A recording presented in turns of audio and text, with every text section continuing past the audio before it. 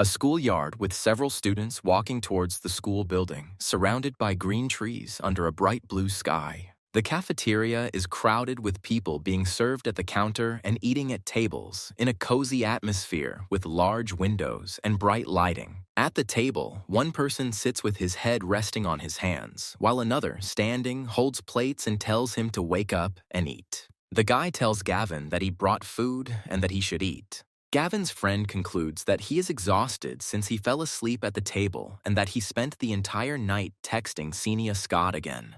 Gavin wakes up with drool dripping from his mouth and asks where he is and what smells so good. The guy looks at the table and sees a tray of food that includes a piece of fried meat, rice, and mashed potatoes with chunks. Gavin suddenly jumps up from his seat and shouts "Chow" throughout the cafeteria, attracting the attention of other customers. A friend is surprised by Gavin's reaction, his eyes lighting up at the sight of food, and asks him what the hell. Gavin starts eating the food greedily with his hands, meat in one hand, rice in the other, and his whole face is covered in rice. The friend is shocked by Gavin's behavior and tries to tell him to eat slowly so as not to choke. A friend yells at Gavin in outrage that this is his food and what he is doing, and people look at them from this yelling. After finishing eating and stroking his full belly, Gavin said that he really was back. The guy wipes the remains of food from his mouth with his hand and says that he cannot believe that he has actually been reborn. A friend, propping up his head, looks at Gavin and says if everything is all right with his head and that he died of hunger, that he sat down and got his portion.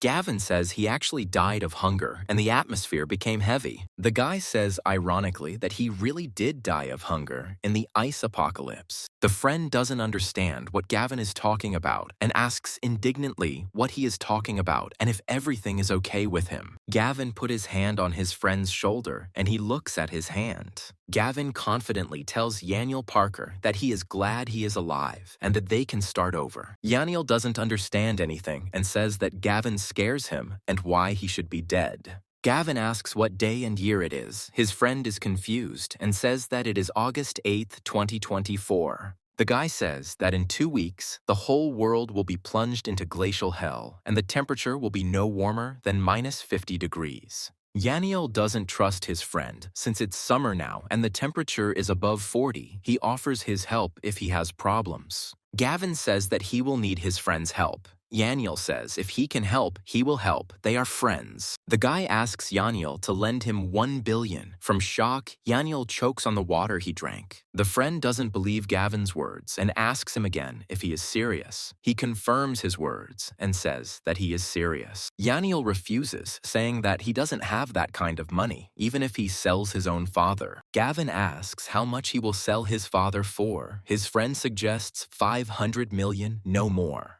Yaniel got angry and shouted at Gavin that what man in his right mind would sell his father. A guy and a girl entered the cafeteria. The guy told the girl that he had reserved a place for them on the second floor where they would eat. Yaniel and Gavin at the table look towards the couple. The guy tells the girl that after eating, they will go to his personal cinema and then he will show more. The girl said that she likes it. Yaniel is indignant when she says that Senior Scott is cheating on Gavin with Zach, the young master of a group called the Dragon. Kenny notices Yaniel behind the table, looking at her and Gavin. The girl, confused and frightened, asks what Gavin is doing here. Gavin's friend says how dare Xenia do this to his friend who bought her designer clothes, and she cheats on him. The girl arrogantly says that since Gavin saw everything himself, she will not explain anything, that everything is clear anyway. Yan Ji-feng threw away Xenia Scott like trash when the ice apocalypse arrived. Gavin took Xenia in and treated her like a goddess, starving her so she could eat.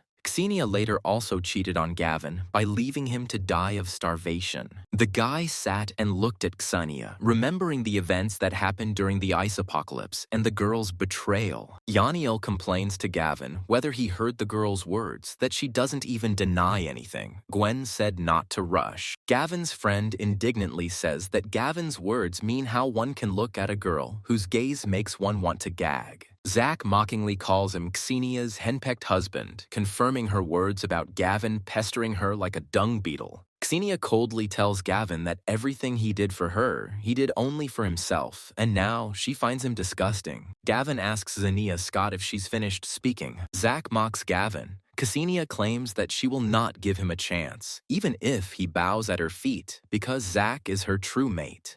Gavin's friend urges him to leave, but Gavin asks for 5 more minutes. Gavin doesn't understand why his friend, being so cool, can't see right through Ksenia. Zach dismissively suggests that Gavin try to entertain him for 5 minutes, promising a piece of toilet paper as a reward. Gavin slaps Zach hard. Ksenia was shocked that Zach was hit in the face, and in surprise, she screamed his name. Yaniel is shocked by my friend's behavior, as are the other students. Zach is furious and yells at Gavin, outraged by his insolence and how dare he hit him. Zach threateningly orders Gavin to dig his own grave. Gavin kicks Zach in the chest so hard that it knocks the air out of Zach's lungs. Gavin's friend and other students are shocked by Gavin's actions. They think he really can do it. Xenia Scott, panicked and worried, asks Zach if he is okay after being punched by Gavin. Ksenia, in shock, yells at Gavin, reminding him that Zach is the heir of the dragons, but Zach tells her to shut up. Zach brags that he has a black belt in Taekwondo and confidently declares that this brat can't beat him.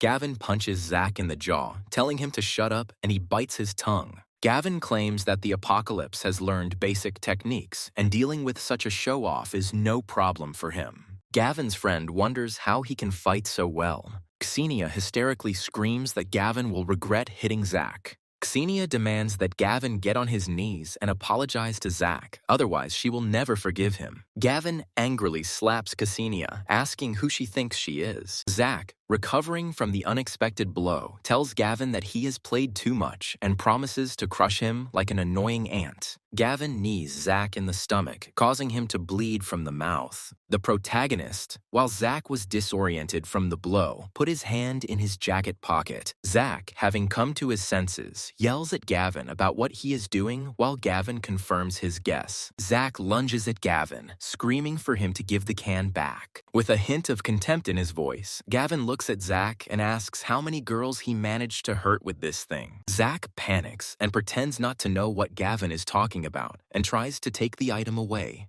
Gavin sprays the contents of the can on Zach, who tries to wave it off. Zach starts screaming loudly and acting strangely. Ksenia asks if he is okay. Ksenia doesn't know what's going on while Zach is shaking. He says that she moved away and didn't come up. Zach's eyes suddenly open, bloodshot. Zach, with red eyes, without thinking, rushes and screams at Ksenia Scott. The students in the cafeteria are in shock. Zach rips Ksenia Scott's dress, revealing her underwear, making her blush. Ksenia covers her underwear with her hands and tells Zach that they are still in the cafeteria. Zach throws Ksenia to the floor and begins to tear her dress in front of everyone while she screams for him to stop and asks for help. Gavin notices his friend's nose is bleeding as he stares at Ksenia and tells him the 5 minutes are up, but his friend doesn't understand what happened. Gavin explains that he used Zach's own aphrodisiac on him, which takes away a person's mind and turns them into a vulgar person.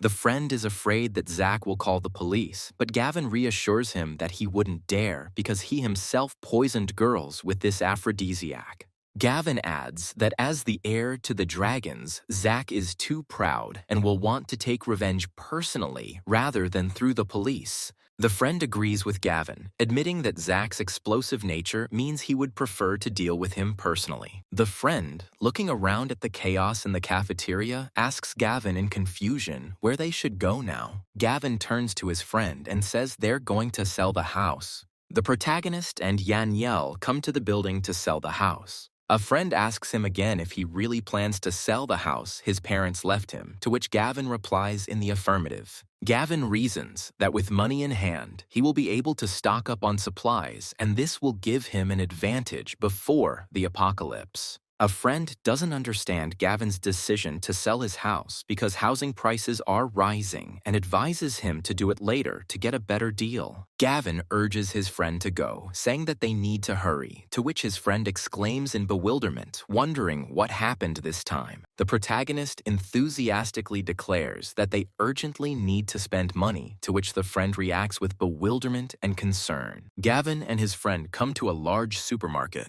Gavin decisively orders 1,000 packets of rice flour and oil from the vendor, shocking those around him with his request. Gavin adds another 10,000 cans of soda to his massive shopping list. The salesman, shocked and incredulous, asks Gavin again if he is really just one person making such huge purchases. Gavin confidently tells the salesman that he is sure, and his astonished friend exclaims, wondering if he is planning to buy out the entire supermarket. The protagonist asks about delivery, and the seller assures that they will deliver and unload the order directly to the address. Gavin asks about his friend's family's warehouse, and his friend guesses about his plans to unload groceries there. Gavin confirms his intentions, asks his friend to borrow a warehouse and give him an address, and he himself is going to buy more goods. Girls passing by recognize Gavin and whisper that Xenia is cheating on him, and also whether he has a membership card for this supermarket. Gavin continues his massive shopping spree and orders 5 Alienware laptops, 5 TVs, and 5 gaming consoles. Gavin explains that during the ice apocalypse, they will be stuck inside, so entertainment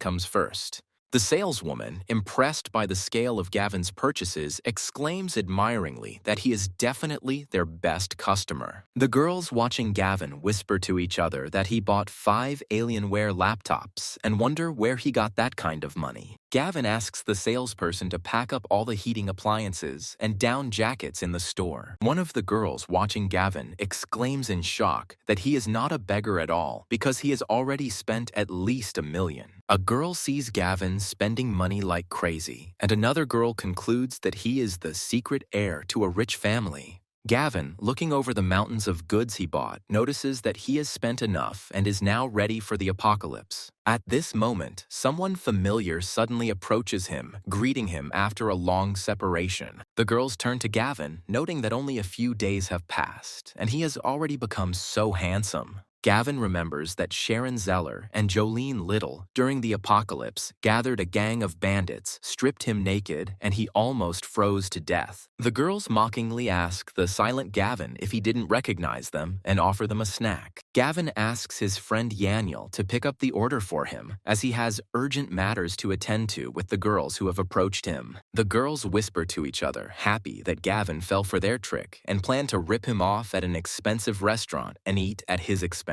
Gavin, hiding his true intentions, readily agrees to go with the girls, stating that he is hungry. The tall building of the restaurant sparkled and gleamed in the sun. Gavin notices that here, quite expensively, they convince him that they do not come here with every person they meet and hurry him inside. The girls, sitting at a table in a luxurious restaurant, ask Gavin with interest how he likes the food there. Gavin, looking cautiously at the prices on the menu, asks the girls doubtfully if it's too expensive here. The girls hypocritically reassure Gavin, assuring him that it's not expensive at all, and, seeing his indecision, offer to place the order themselves. The girl orders the most expensive dishes such as caviar, beef, and lobster. An hour later, after lunch, one of the girls happily admits that she liked today's food so much that she doesn't remember when she ate so deliciously. The girls ask Gavin if he liked the food. He replies that it was delicious and he is full, after which he asks permission to step away for a moment. The main character goes to the checkout to see the girl standing there.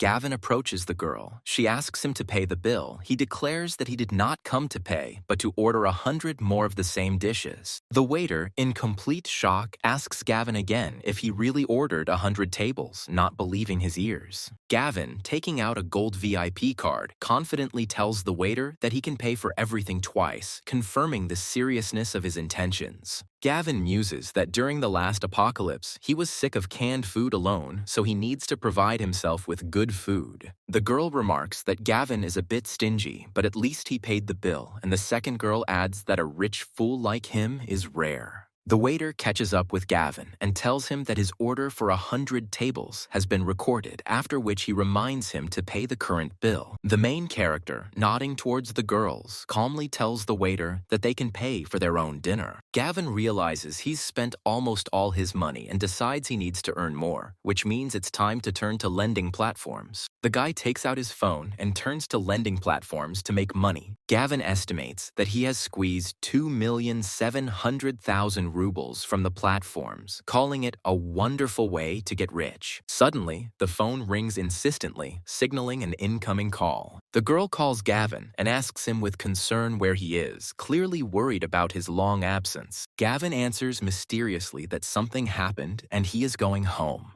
The guy asks the girl in bewilderment why he should suddenly pay, clearly not understanding what she is talking about. The girl angrily reminds Gavin that it was he who invited them to eat and demands to know who, in his opinion, should pay the bill. Gavin counters the girls that it wasn't he who invited them, but they themselves dragged him to this restaurant, and they also ordered all the food. The girl furiously yells at Gavin that after this he can't call himself a man, and she and Jolene were counting on him. Gavin notices that the girls themselves ordered expensive dishes, although he warned them about the high prices, and now they are complaining. Sharon yells at Gavin, calling him an asshole, and states that if he can't afford the expense, he should have kept quiet. Gavin suggested going to the manager and telling them that he had just ordered 100 of the same lunches. The girl begs Gavin to come back and pay the bill, flatteringly reminding him that he is so rich and can definitely afford this bill. Gavin scornfully refuses, declaring that he has no intention of spoiling their asses and has no intention of footing their bill. One girl says Gavin won't pay, and the other says they don't have money, to which the manager says noise is prohibited. The girls decide to call Hunter and keep him company in the evening so that he can teach Gavin a lesson and get revenge for them.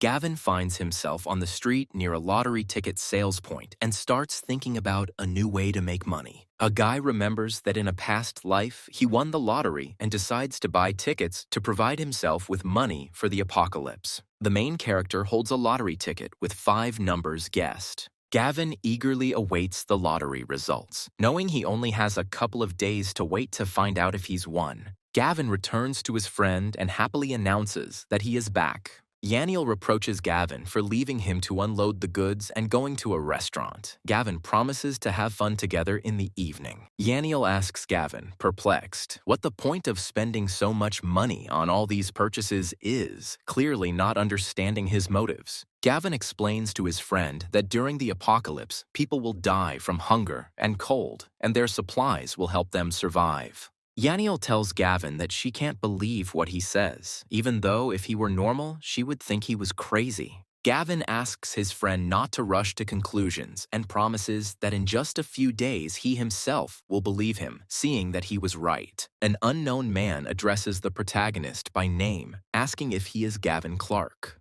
Gavin, confirming his identity, directly asks the strangers if they are Hunter Walsh's henchmen. One of Hunter's henchmen threatens Gavin that he dared to hit Hunter's woman, which means he's in big trouble now. Yaniel, frightened by the threats, warns the bandits that if they do anything, he will call the police. The bandit tells Yaniel that he doesn't care and suggests that he see what happens first. The police arrive or he breaks his legs. Gavin stops his friend, saying there's no point in calling the police, apparently having his own plan. The bandit calls Gavin a coward and says the cops won't help him here anyway. Yaniel tries to protect Gavin by telling the bandits that his father is the head of a large company and offers to resolve everything peacefully. One of Hunter's henchmen reassures Yaniel that he is not a target for them and promises not to touch him, since they are only interested in Gavin Clark. Yaniel shouts at Gavin to run, and he will deal with the bandits himself. One of the bandits pushes Yaniel away, yelling at him to get lost, and threatens Gavin to break his skull. Yaniel, in despair and fear, screams Gavin's name, seeing that his friend is about to be beaten. Gavin mockingly remarks that the bandit is moving too slowly and completely ineptly. The protagonist kicks Hunter's henchman in the stomach, causing the henchman to drop his club. The bandit, angered by Gavin's taunt, mutters insults through his teeth, calling him a little bastard and expressing outrage at his insolence. The protagonist takes a baton and hits Hunter's henchman in the jaw, then falls to the ground. A baton is shoved into Hunter's henchman's mouth as he lies on the ground, causing him to spit out blood. The other bandits, watching what is happening, notice that this guy is cruel and feel sorry for his accomplice, nicknamed Biggertooth. Gavin, confident in his abilities, mockingly suggests that all the bandits attack him at once, without wasting time on them individually. The boys rush at Gavin with threatening shouts, clearly intending to use force. Gavin knocks out all of Hunter's henchmen with one club, saying it's a thrilling fight. Yaniel watches the fight in shock and does not believe that this is the same Gavin he knows, because he is fighting all the bandits at once. Gavin, looking at the defeated bandits, asks if they want more, to which they panic and shout that they surrender and admit their defeat. Gavin, standing in front of the guys, declares that they should transfer him 100,000 each, to which the guy indignantly shouts that this is extortion. The protagonist hits Hunter's henchman with a baton, causing him to cry out in pain. Gavin coldly tells the bandits that a simple beating won't save them and demands that they hurry, otherwise he will break their legs. Each henchman transferred money to his account, and now Gavin was looking at his phone with a message about the transfer. Gavin explains that his cruelty is a result of the apocalypse, and that Hunter and his gang committed real murders. Gavin encourages his friend, asking him not to lose heart and promising to take him somewhere fun to lift his spirits after what he's been through. Yaniel and Gavin came to a club where there were a lot of dancing girls, some of them dancing in their underwear. Yaniel, finding himself at the club, joyfully exclaims that he likes it here and invites Gavin to have some proper rest and relaxation. Gavin approaches a girl at the bar who is looking for Mr. Jacobs, saying that he brought him goods, and she asks him to wait. The atmosphere was tense as Gavin and his friend walked through the security lines. Yaniel asks his friend if he considers what happens at karaoke to be entertainment, to which Gavin replies by asking if it isn't. Yaniel notices that they have different ideas about entertainment and, perplexed, asks where they are and what they are doing there. Bodyguards at the club greet their boss, Mr. Lowe, as he walks in. The club owner looks at Yaniel and Gavin and states that he doesn't think he's seen him before and asks about the merchandise.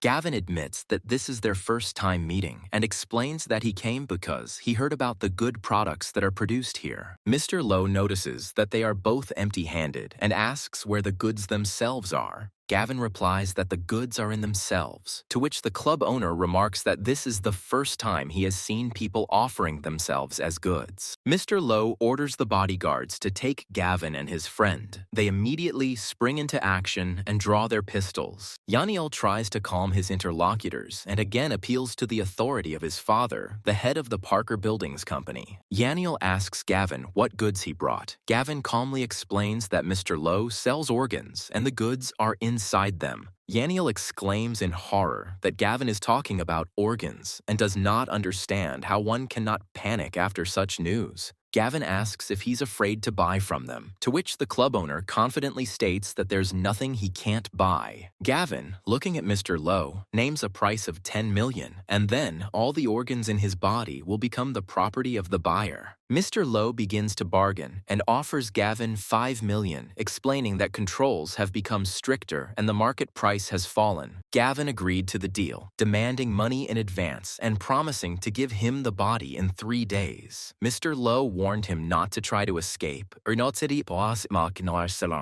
The club owner says to give the bond issue agreement to Gavin. Gavin points at Yaniel and tells him to give him a contract too, but he refuses in horror, stuttering that he is not for sale. Gavin ignores Yaniel and tells him to give him the contract, while Yaniel himself assures that he really does not agree and does not need the money. One of the bodyguards rudely orders Yaniel to shut up and sign the contract, not accepting his refusals. Yaniel yells at Gavin, accusing him of not being human because they went out to have fun and Gavin literally sold him out. Gavin suggests leaving, but Yaniel panics and reminds them that Mr. Lowe is a dangerous bandit and will kill them in 3 days. Gavin explains to his friend that Mr. Lowe has done far worse things, and it is unknown how many organs he has sold, but he will die in 3 days. Yaniel, horrified, reminds him that Mr. Lowe has an entire army, but Gavin simply invites him to go and see for himself the imminent apocalypse. The realtor asks Gavin again, surprised, if he really only wants to rent this villa, apparently expecting a larger order. Gavin confidently confirms his choice, declaring that he wants to rent this particular villa and only this one. Yaniel is completely confused by Gavin's plans and asks why he needs the villa now, to which Gavin replies that it has its advantages. Gavin recalls that in his past life, he had a chance to survive at this villa, but real atrocities took place here, and in the end, he died. Gavin states that since he died here in his past life, his new life will begin in this very place. The agent tells Gavin that the owner of the villa has refused to rent it out, but the guy says he will double the price to get his way. The agent says money isn't the issue, but Gavin ups the ante, but the agent counters that there are things money can't solve. Gavin, not giving up, offers to rent the villa for 10 times the price and is ready to pay the first month right now. The agent assures him that he need not worry and promises that even if he has to humiliate himself in front of the owner, he will make him rent out the villa. Gavin sets a condition to renovate the villa. The agent agrees that the villa itself is a shell and Gavin can decorate it. The woman puts pressure on Xenia, reminding her that her mother's future happiness depends on whether she can keep young Master Zach. Yaniel notices Xenia and wonders what she's doing there, and Gavin explains that it's probably Zach's fault that she's there. Xenia notices the main character and his friend. Xenia, noticing Gavin, exclaims in irritation that she hasn't even settled the score with him yet, and he's already stalking her and demands that she stop it. Xenia's mother, seeing Gavin, tells him that her daughter is not interested in someone like him, even if he follows her to the ends of the earth. Gavin is rude to Xenia's mother, and she, in a rage, threatens to expel him from school and send him to prison. Gavin replies that he doesn't care if they hang him and states that he has nothing to do with them, but simply came to rent this house. Xenia's mother states that she knows he can barely scrape together a couple of hundred, and the rent for this house is no less than $20,000 a month. The agent accompanying Gavin approaches him and informs him that everything is ready and the monthly rent is $25,000. Xenia's mother, in complete shock and disbelief, exclaims, "Could this ragamuffin really have rented this villa?" Xenia tells Gavin that he is going to such extremes just for her, but she repeats that it is useless and advises him to just give up. Yaniel says he can't believe his eyes and calls her a narcissist, and Gavin adds that she's stupid and also crazy. Xenia's mother, taking her daughter away, notes that renting a villa for $25,000 a month is still not up to Xenia's standards. The agent informs him that at his request, the rent has been increased, so he needs to pay $250,000. Gavin agrees. Xenia's mother exclaims that Gavin raised the rent tenfold. Xenia calls his actions stupid. Gavin takes out his phone, confirms the amount of $250,000, and sends the payment.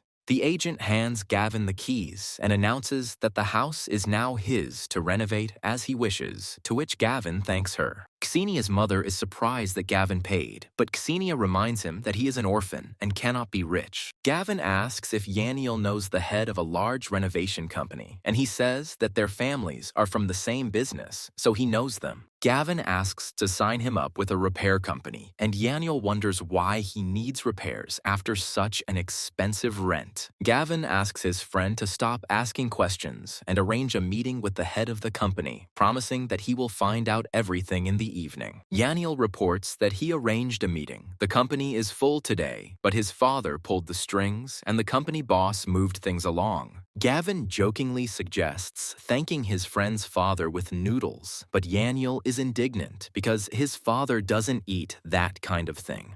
The protagonist tells his friend not to worry because soon his father will be praising these noodles. The secretary asks Xenia and her mother to wait, saying that the CEO will come to them now. Xenia and her mother came to the repair company where Zach pays for their order, and Xenia assures them that they have the best materials. The secretary approaches Gavin and his friend, politely asking if they have an appointment. Xenia exclaims that Gavin is restless since he came after her and about his naive attempts to get her back, advising her to keep dreaming. Gavin exclaims with irritation and despair that they have run into these fools again. Yaniel explains that Gavin also came to do some renovations, but Xenia mocks him, calling him a fool for renovating someone else's house. Gavin introduces himself to the secretary and says he has an appointment, to which she asks him to wait a minute. Xenia's mother asks if Gavin is really here for renovations, to which her daughter replies that he is just pretending to be rich. The company's CEO, Mr. Zhao, walks in and asks the secretary who he has an appointment with at that time. The secretary pointed her hand at the people standing in the lobby. Xenia's mother, seeing Mr. Zhao himself, the head, admires Zach's connections, who was able to arrange a meeting with such a person for them. Xenia's mother tells Gavin that they have different statuses. Her Xenia will communicate with Mr. Zhao, and he will just stand there and be jealous. Xenia, beaming with joy, approaches Mr. Zhao and respectfully says that she is glad to meet him. Mr. Zhao looks at Xenia in bewilderment and asks again if she really has an appointment with him.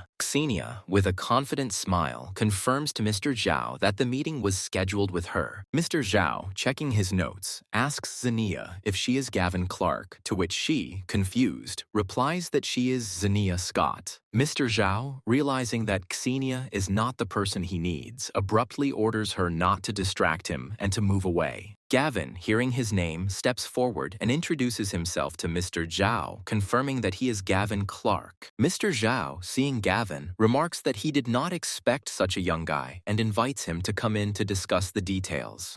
Xenia's mother is shocked by Gavin's meeting with the head of the company, but Xenia explains that these are his friend's connections, not Gavin's own. Mr. Zhao addresses Gavin in a friendly manner, calling him a friend, and asks what exactly he wants to repair. Gavin tells Mr. Zhao that he wants to renovate the villa. Mr. Zhao estimates the cost of the villa's renovation to be between 3 and 5 million and promises to engage a designer. Gavin politely suggests that Mr. Zhao discuss the details of the renovation with him personally, rather than with the design director. Mr. Zhao admits to Gavin that he is quite busy and only handles large projects personally. Gavin confidently states that his villa is a major project, to which Mr. Zhao asks with interest what the budget is then. Gavin states that his renovation budget is at least 30 million, and Mr. Zhao, shocked, asks again. Mr. Zhao turns around and asks in shock how much Gavin is willing to spend on the repairs. Mr. Zhao asks Gavin again if he really said 30 million and not 3 million, and if he heard correctly. Gavin confidently confirms that he was not mistaken and that we are talking about exactly 30 million.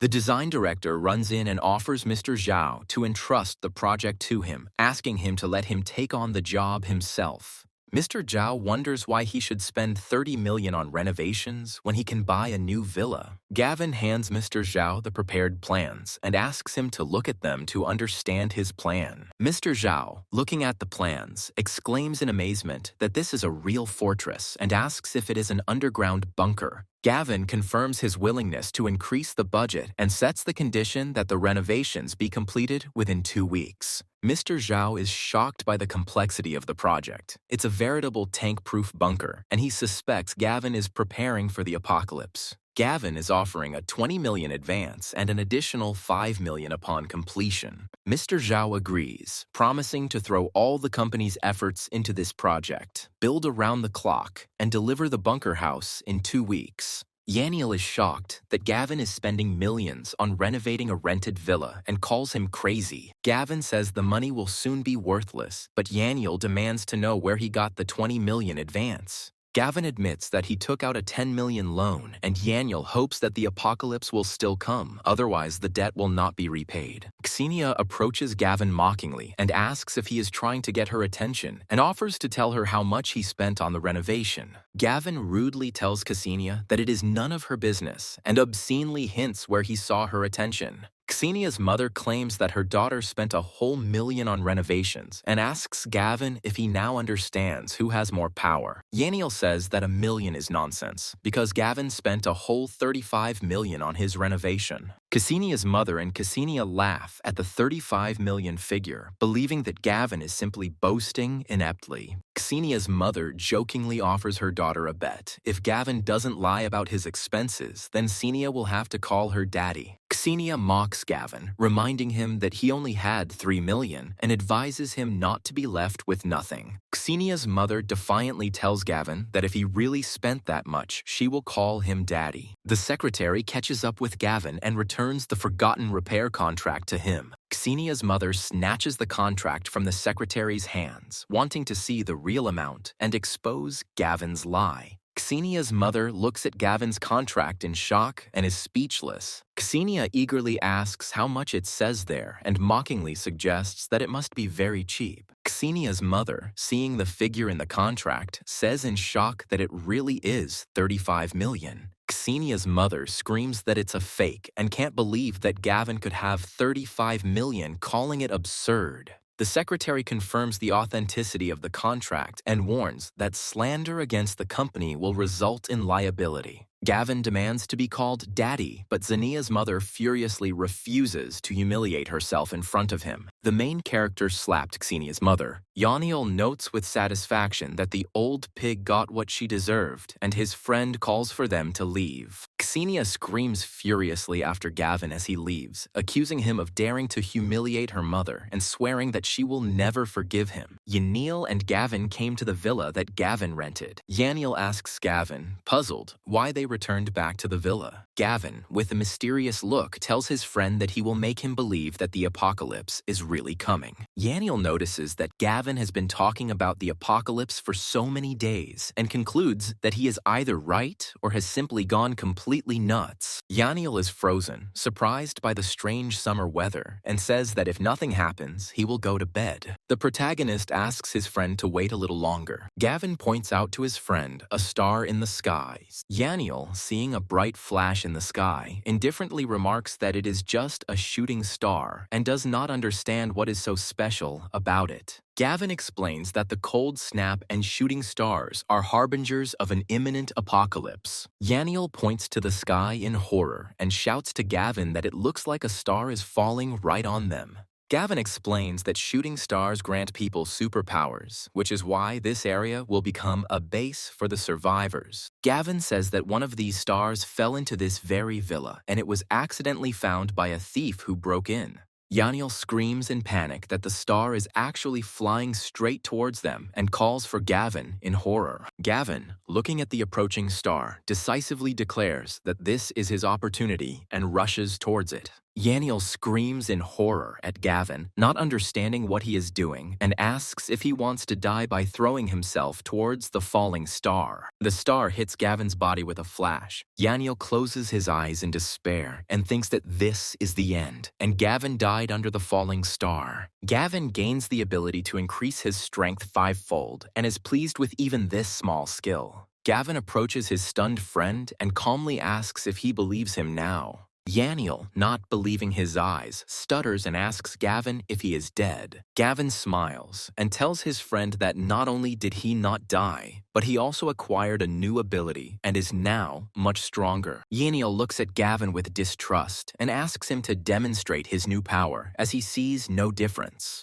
Gavin puts his hand on his friend's shoulder. Yaniel, seeing how Gavin lifts him with ease, screams in shock. "What is he doing, you idiot?" Gavin asks his friend again if he believes him now. Yaniel looks at Gavin, who easily lifted him with one hand, and exclaims that he weighs at least 90 kilograms. The friend screams at Gavin in shock and outrage, not understanding what he is doing. Gavin looked down and said that they were going down now. Yaniel, observing Gavin's inappropriate behavior, furiously calls him a truly crazy idiot. Gavin landed on the ground with a frightened Yaniel in his arms. Yaniel, having come to after Gavin jumped from the balcony, cautiously asks if he is really okay. Gavin asks his friend again if he believes him now, to which Yaniel confirms that he does. Xenia's mother notices that her daughter is looking thoughtfully out the window and asks what she is looking at. Xenia sees a shooting star near Gavin's house, and her mother wishes for it to fall on his head. Xenia reminds him that Zach will be back soon and hasn't yet gotten even with Gavin for the past, and as soon as he finds him, he will make him pay. Xenia's mother notices that someone has arrived.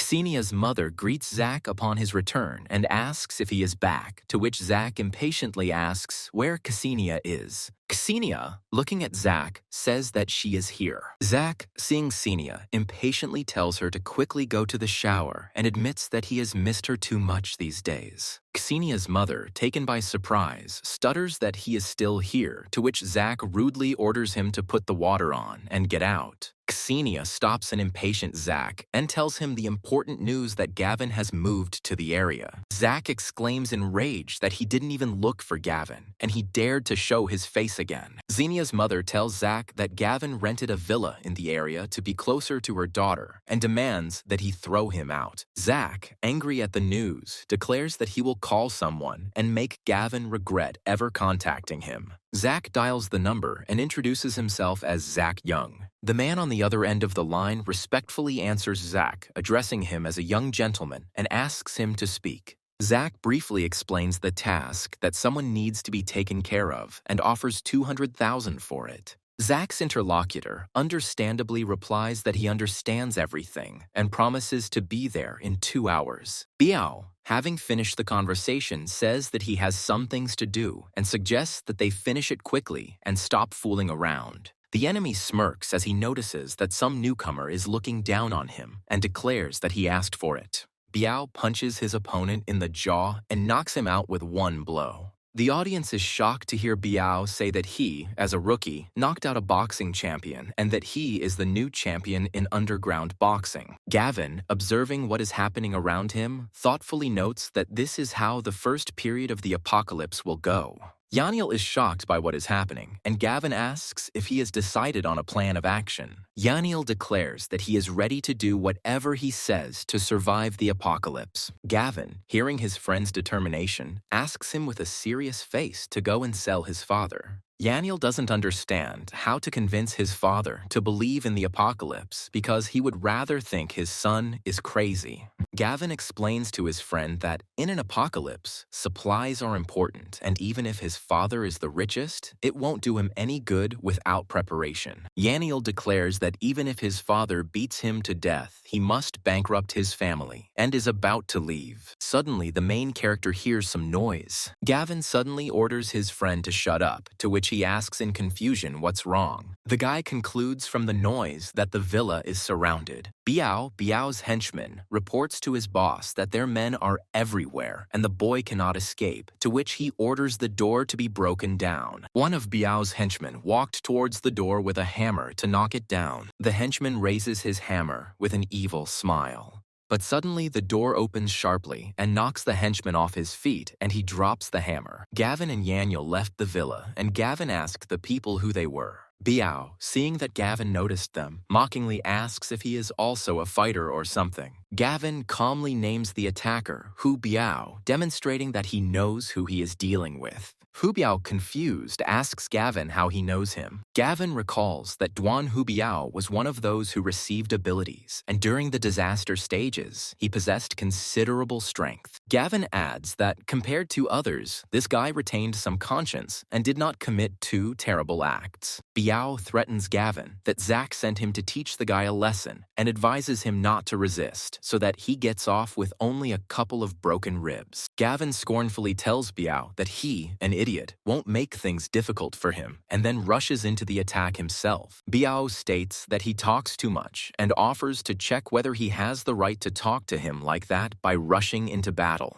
Gavin, dodging Biao's attack, mockingly remarks that he is too slow. Biao, surprised by Gavin's speed, admits that he has quick reflexes and suggests they try again. The protagonist punches Biao in the chest. Biao's henchmen watch the fight and can't believe their eyes, because their boss, who defeated the champion in underground boxing, is losing to the guy. Biao, breathing heavily, admits that something is clearly wrong with Gavin, to which Gavin mockingly asks if he is giving up.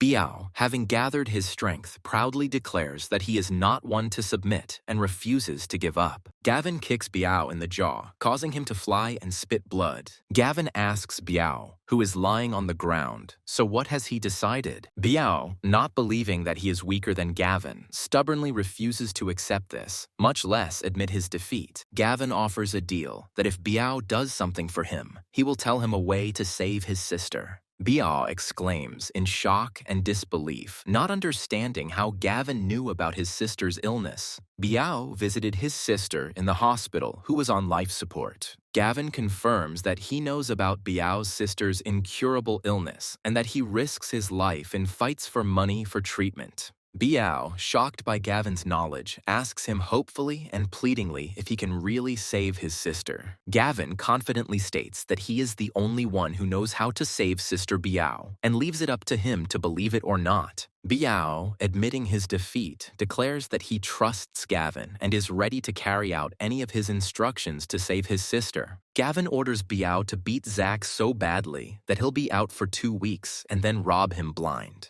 Biao thought about Gavin's proposal. Biao, without hesitation agreeing to Gavin's terms, commands his men to follow him to complete the mission. Biao is ready to believe Gavin and cling to any hope to save his sister. Zach, confident that Biao has already dealt with Gavin, states that he must be in the hospital by now and suggests returning to their rendezvous.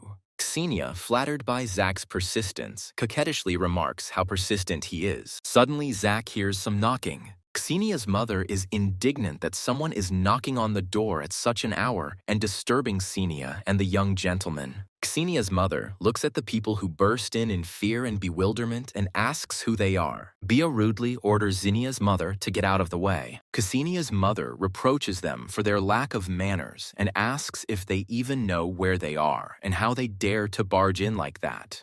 Biao slaps Xenia's mother to shut her up. Zach, seeing Biao, smugly remarks that he has arrived and asks if he will do his job. Zach, thinking that Biao came for payment, hands him 200,000 and remarks that he didn't have to come. He would have simply transferred the money. Biao immediately hits Zach in the chest. Xenia screams and doesn't understand what they are doing to Zach. Zach himself is shocked and furious, yelling at Biao, not understanding why he hit him. Biao orders his subordinates to take Zach. Biao's subordinates run up to Zach and begin to beat him, with Zach curled into a fetal position on the floor. Zach shouts that he will give him as much money as he wants, and that if he dares to hit him, his family will make sure that Biao's coffin rots in worms. Biao orders his subordinates to stop. Zach states that this is better and reminds Biao that he was very wrong to dare to hit him. Biao, ignoring Zach's threats, coldly says that Big Brother Clark said to hang him and beat him and orders his men to take him. Zach, furious and in disbelief, yells at Biao, accusing him of going crazy and not understanding how he dares to do such a thing. Zach, hearing Clark's name, furiously demands an explanation of who this Clark brother is and whether it is Gavin, insisting on an immediate explanation. Zach offers Biao 10 million, but clarifies that for a larger amount, he needs to discuss it with the dragons and go there in person. Biao, without wasting time on negotiations, harshly demands that Zach transfer 10 million right now. Yaniel looked at the message that had arrived on his phone. Yaniel shows Gavin a message in the group chat about a practical assignment being organized for tomorrow and asks if he's coming. Gavin asks Yaniel where exactly the mission will take place, and he answers that it will be near the northern new city. Gavin enthusiastically agrees, declaring that he's in, adding that he'd been wanting to visit the place anyway. Bayou reports that he squeezed 10 million out of Zach and has already transferred it to him, to which Gavin briefly replies that he accepted it.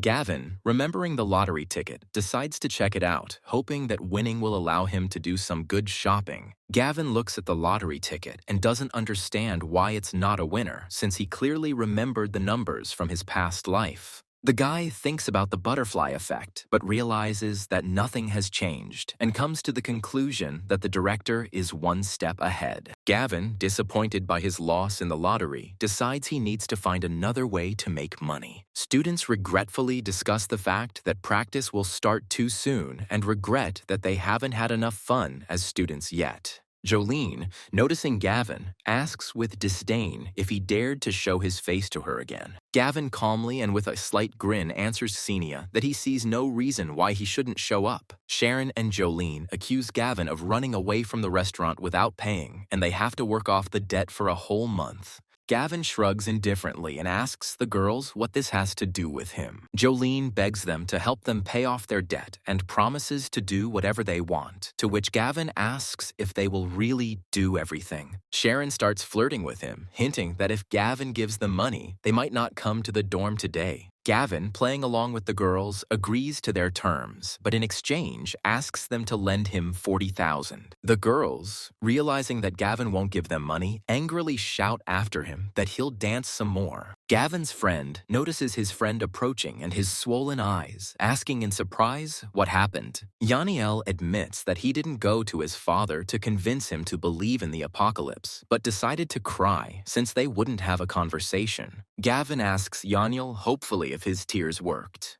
Yaniel cried for 2 hours before his father beat him with a stick, and Gavin calls him unique. Gavin says there is no need to despair. It took him a few days to believe in the apocalypse, but his father is a completely different matter. Counselor Chi Chong-dong loudly announces to the students to board the buses as they are leaving. Gavin and his friend were now sitting on the bus, heading to practice. Yaniel asks Gavin for water, complaining that he ate something salty yesterday and is thirsty, but Gavin regretfully replies that he didn't bring anything with him. A classmate, overhearing the conversation, hands Gavin a bottle of water, saying that she took it, to which Gavin thanks her. Gavin passed the bottle of water to his friend. The girl tells Gavin that she heard about what happened between him and Ksenia and hopes that he has found the strength to move on. Gavin thanks a girl named Chi Kui for her concern and assures that he is not sad, but on the contrary, he is even happy that he learned the truth about Ksenia. Sui offers Gavin money, but he refuses, knowing that her family is not rich, and she saved it herself. Yaniel remarks that it appears someone has fallen into Gavin's net, but Gavin rudely cuts him off, ordering him to shut up and drink his water.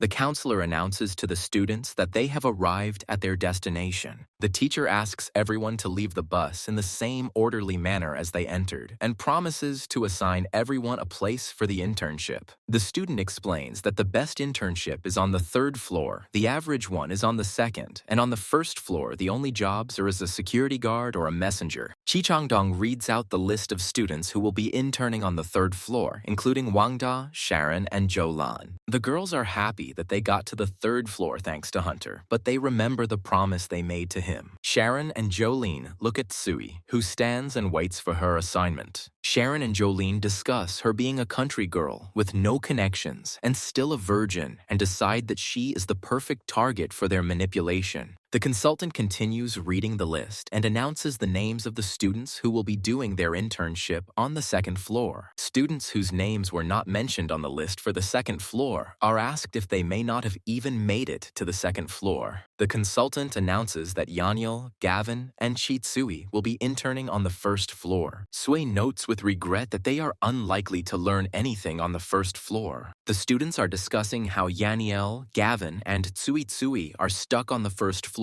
How did the girl get there? Because this is the best place for guys. Gavin, hearing the distribution, indignantly asks on what basis it took place. The consultant claims the distribution is fair, and Gavin can excel even on the ground floor. Gavin asks again about fairness and reminds that the Chinese don't lie to the Chinese, and if he does, he's a real scumbag.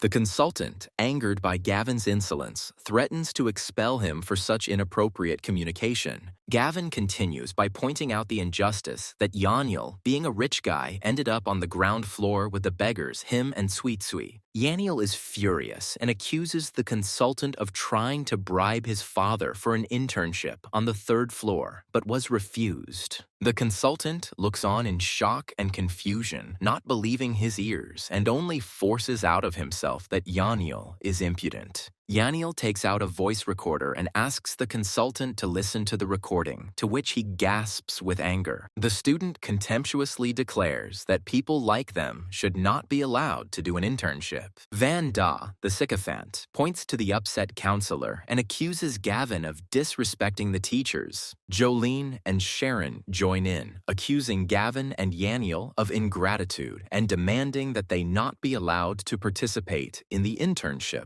Gavin, looking at student Wang Da, asks bitterly who he thinks he is after all this. Van Da tells Gavin that the breakup with Xenia must have gone completely to his head since he dares to talk to him like that. Gavin slaps Van Dan. Van Da angrily yells at Gavin, reminding him that he started it and calling him an asshole. Gavin catches Van Dan's fist as he was about to punch. Wang Dan, in shock and amazement, wonders how he can be so strong. Gavin started slapping Van Dan and telling him to back off. Wang Da, in panic and horror, screams to the consultant that Gavin has gone crazy and attacked him. Gavin, ignoring the screams of those around him, grabs Van Da by the chest and punches him so hard that he falls to the ground. The counselor, trying to stop the fight, orders Gavin to stop immediately and apologize, but his voice sounds uncertain. Gavin, not listening to the consultant, contemptuously throws in his face the question of whether he dares to call himself a teacher, after which the sound of a blow follows. Yaniel yells at Gavin to continue. The students whisper in shock and horror, not believing that Gavin dared to raise his hand against the teacher. The beaten consultant makes threats, promising Gavin that he will never get an internship in any program again. Gavin looks at the consultant and asks if he doesn't look like he cares, followed by another punch. The protagonist tells his friend that they have to go.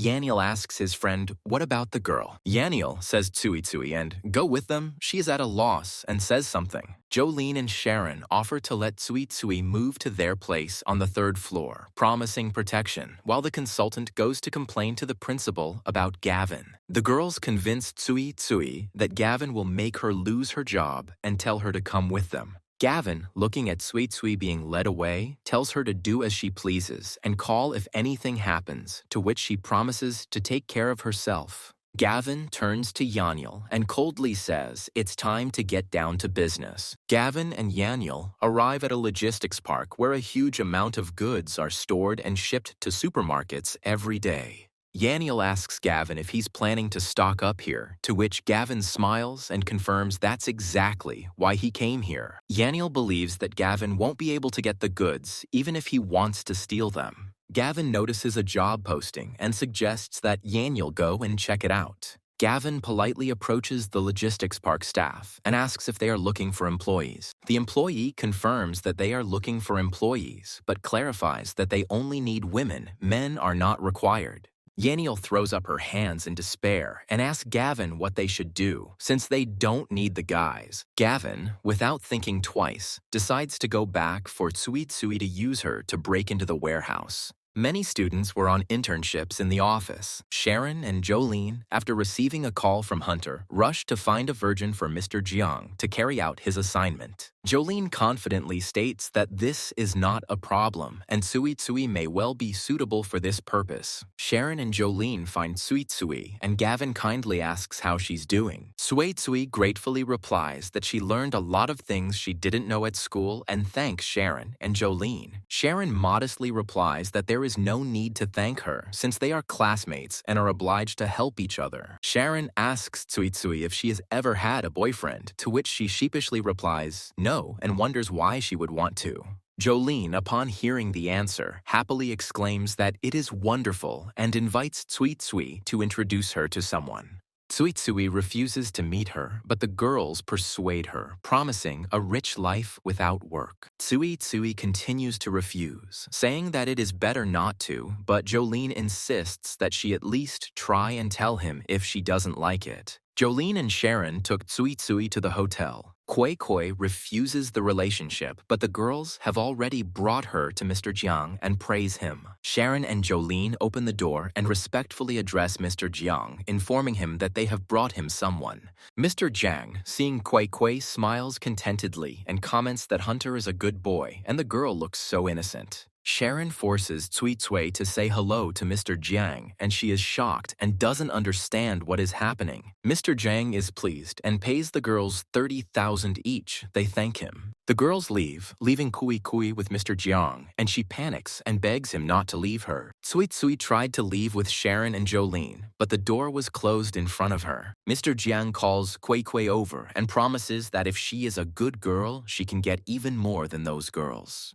Cui Cui recoils in horror and, in a trembling voice, begs Mr. Jiang to let her go, threatening to call the police. Mr. Jiang reminds Cui Cui that his people are everywhere here and asks who she is going to complain to. Cui Cui, on the verge of tears, begs Mr. Jiang to let her go, explaining that she just wanted to work in peace. Mr. Jiang knocks the phone out of Cui Cui's hands to stop her from calling. Mr. Jiang replies that he cannot let her go because no girl has ever walked through this door and left unharmed. Cui Cui's phone dialed Gavin's number and the call was going through. Gavin's phone starts ringing in his pocket. Gavin, noticing an incoming call from Cui Cui, picks it up with alarm. Gavin asks tensely what happened. Cui Cui's phone is smashed by Mr. Jiang. Mr. Jiang orders her to accept her fate and promises to turn her life into paradise if she is a good girl. Cui Cui, gathering his courage, shouted with despair and determination that he would never agree and would rather die than submit. Yaniel anxiously asks what happened, but Gavin notices with horror that the call has been disconnected. Gavin, realizing that something has happened to Cui Cui, demands that Yaniel hurry and find her. Cui Cui fights back against Mr. Jiang in horror, screaming at him not to touch her. Mr. Jiang, angered by Cui Cui's resistance, roughly grabs her and shouts in a breaking voice what her problem is.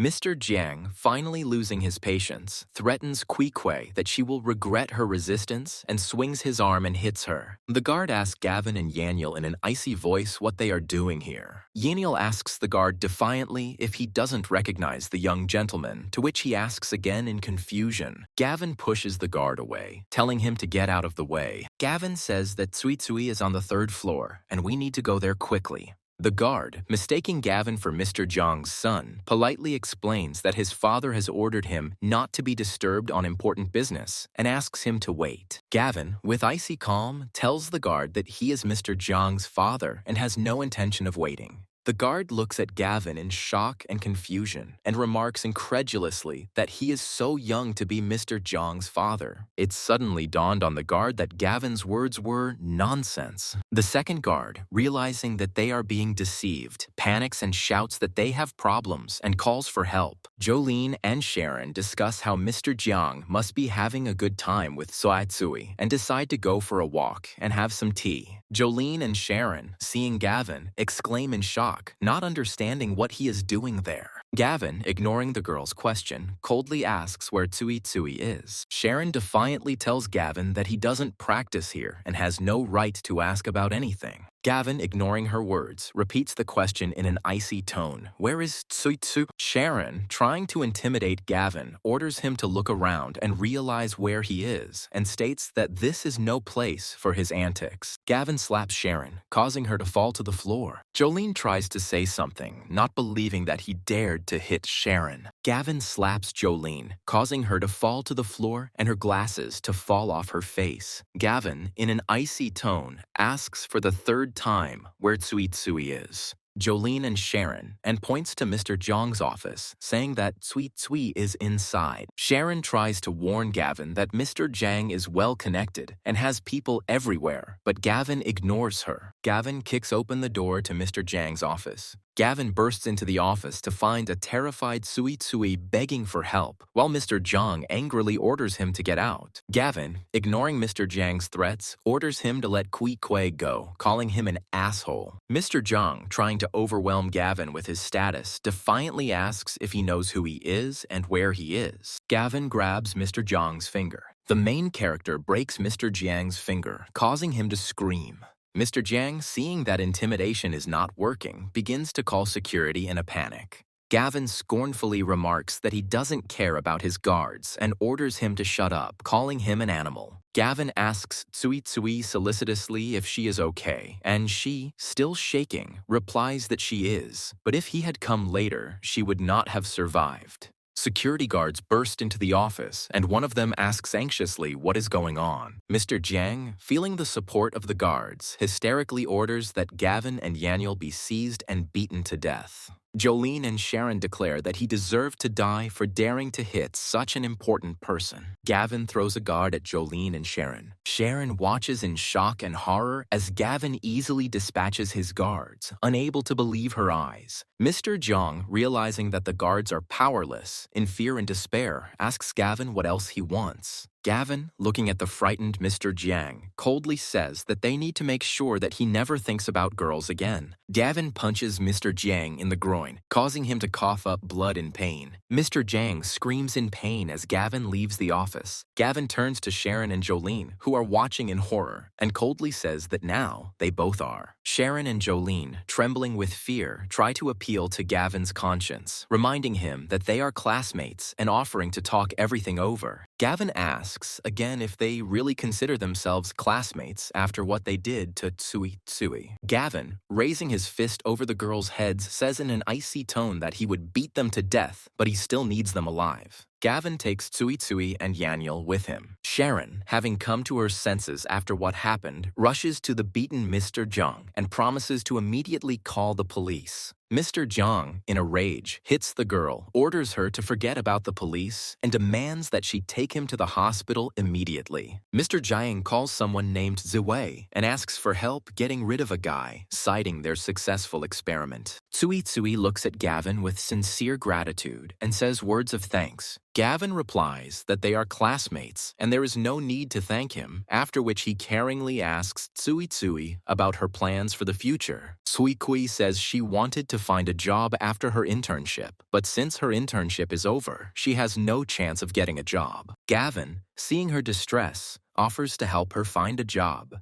Tsui, not believing his luck, joyfully asks again and gratefully agrees. Gavin brings Tsui to the logistics park staff to start working there. Tsui asks Gavin again if he really wants her to work here, and he enthusiastically confirms that he does more than ever. Tsui, looking at an ad for a warehouse manager, notices that she is more of a finance professional than a warehouse manager. Gavin smiles encouragingly at Tsui and says that all paths are open to her and she will definitely succeed, affectionately calling her Louie. The warehouse worker impatiently asks Tsui if she'll take the job since they're closing soon. Gavin urges Tsui to register quickly, and she happily agrees. Gavin, saying goodbye to Tsui, wishes her to work hard and promises to visit in a couple of days. Yaniel is surprised that Tsui, a successful student, agreed to work as a security guard. Gavin explains to Yaniel that it was her stupidity that gave Tsui this unique opportunity. Gavin, looking at the sign for the logistics park, suggests that Yaniel go back. An unknown man threateningly points a gun to Gavin's head and orders him not to move.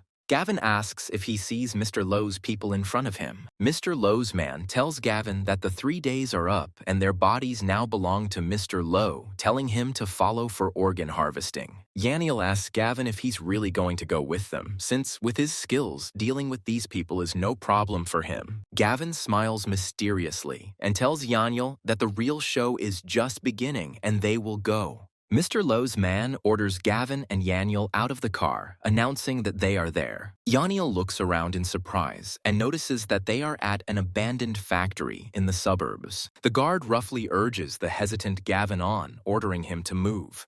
Gavin's eyes were filled with murderous intent, and he turned around sharply. Gavin expertly took the gun from Mr. Lowe's man. Before Mr. Lowe's man could even utter a word of indignation, Gavin shot him in the head. The shot guy fell to the ground while smoke was coming from the barrel of the gun. Mr. Lowe's men, angered by Gavin's rudeness, clench their fists and threateningly say that he asked for it. The main character shoots all of Mr. Lowe's men with a pistol. Yaniel, in amazement and admiration, exclaims that Gavin hit him right in the head, calling him a real sniper. Gavin hands the stolen gun to a shocked Yaniel. Gavin explains that he trained as a marksman in his past life, so the nickname Sniper suits him. Yaniel, holding the weapon in his hands, panics and admits to Gavin that he doesn't know how to use it. Gavin asks Yaniel if he's played shooters, and when he replies that he's a pro, Gavin says that then there won't be a problem. Gavin encourages a confused Yaniel by advising him to simply imagine that he is playing a shooter in real life.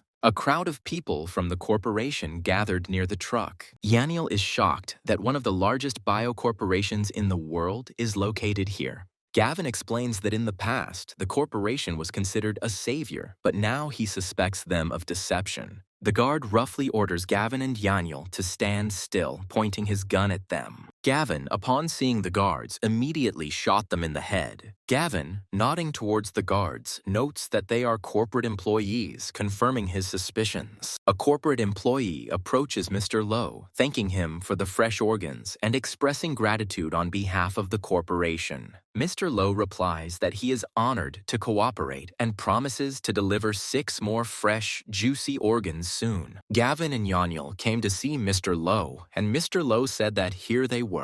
Mr. Lowe, noticing the arrival of Gavin and Yaniel, turns to a woman named Mrs. Pei and introduces them as the ones he spoke of. Mrs. Pei looks at Gavin and Yaniel in confusion and asks Mr. Lowe why they have guns. Mr. Lowe, hearing Mrs. Pei's question, is shocked and asks what she said. Gavin fires his gun at Mr. Lowe with a cold expression on his face. Mr. Lowe, realizing that something has gone wrong, panics and orders his men to capture Gavin and Yaniel. The protagonist shoots Mr. Lowe's guards before they can reach him. Gavin, demonstrating incredible aim, incapacitates the guards, and Mr. Lowe, in a rage, orders the others to take them. Gavin orders Yaniel to hide, promising to take care of the remaining guards himself. Mr. Lowe shouts that no one has dared to trespass on his territory in all these years, and threatens that they apparently no longer need the organs. Gavin jumps and shoots 3 guards with 2 pistols. The guards watch in shock as Gavin climbs up at incredible speed and panic, shouting to stop him.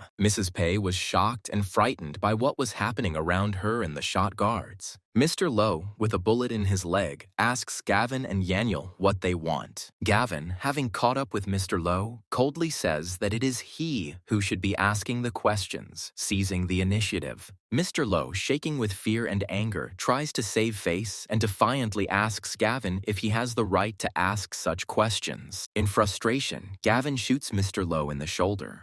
Gavin, ignoring his attempts at intimidation, calmly asks him to repeat the question, making it clear that he is the boss here. Mr. Lowe declares that he is Mr. Lowe and will not be intimidated, and warns Gavin that he has no idea who he is dealing with. Gavin orders Yaniel to kill Mr. Lowe, but they are shocked and ask again, not believing their ears. Gavin repeats his order to Yaniel to kill Mr. Lowe. Mr. Lowe yells sharply at Gavin to go to hell and pulls out his gun.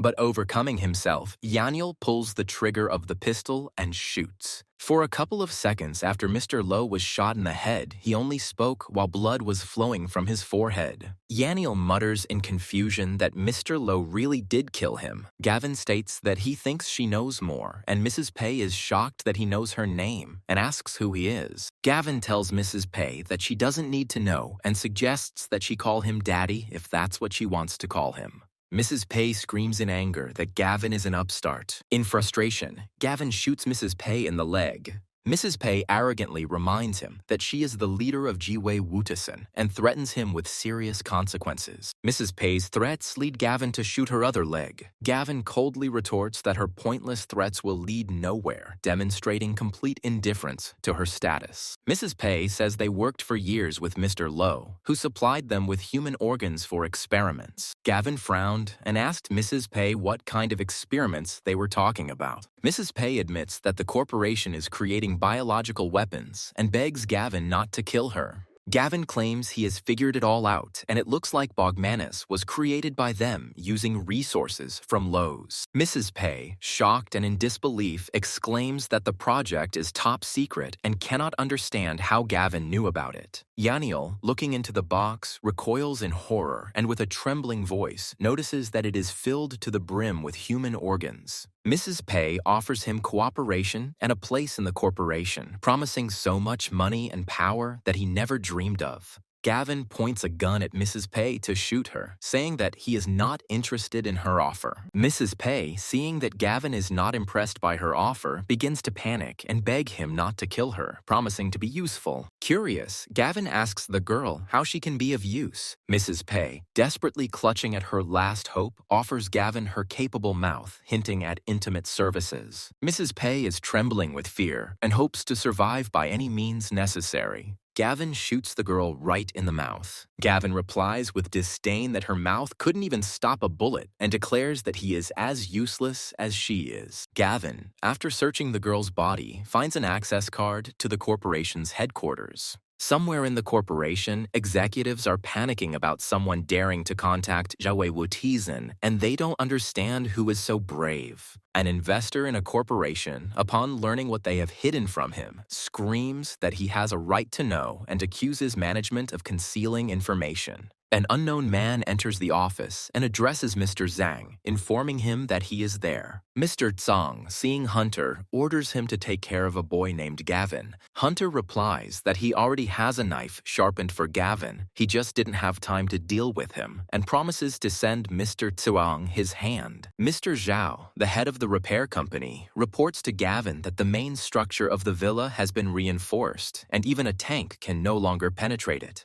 Mr. Zhao reports that the interior and systems repairs will take another week, and Gavin thanks him. An older woman introduces herself as Auntie Lou from the Living Committee and asks if Gavin has recently moved to their neighborhood. Auntie Lou helpfully notes that Gavin hasn't joined the neighborhood chat yet and suggests he drop by to stay up to date. Gavin agrees, and Auntie Lou, noticing the pile of boxes of materials, asks if he needs them and if she can have them. The protagonist confirms that he really doesn't need the boxes, but apologizes that it's inconvenient to go there now. Auntie Lou offers to take the boxes out herself, but Gavin asks her not to interfere with the renovation. Auntie Lou is offended by the refusal, and Gavin promises to bring the boxes himself this week. Auntie Lou stubbornly refuses Gavin's offer, insisting that she wants the boxes now, afraid that someone will buy them. Annoyed by Aunt Lou's stubbornness, Gavin says, "Damn." Auntie Lou defiantly asks Gavin why he swears at people. Gavin remarks that it's just an urban village and asks what big things could possibly be produced here. Auntie Lou complains about Gavin, calling him rude and disrespectful to adults, that they should help each other. Zach hands the one-eyed dragon 500,000.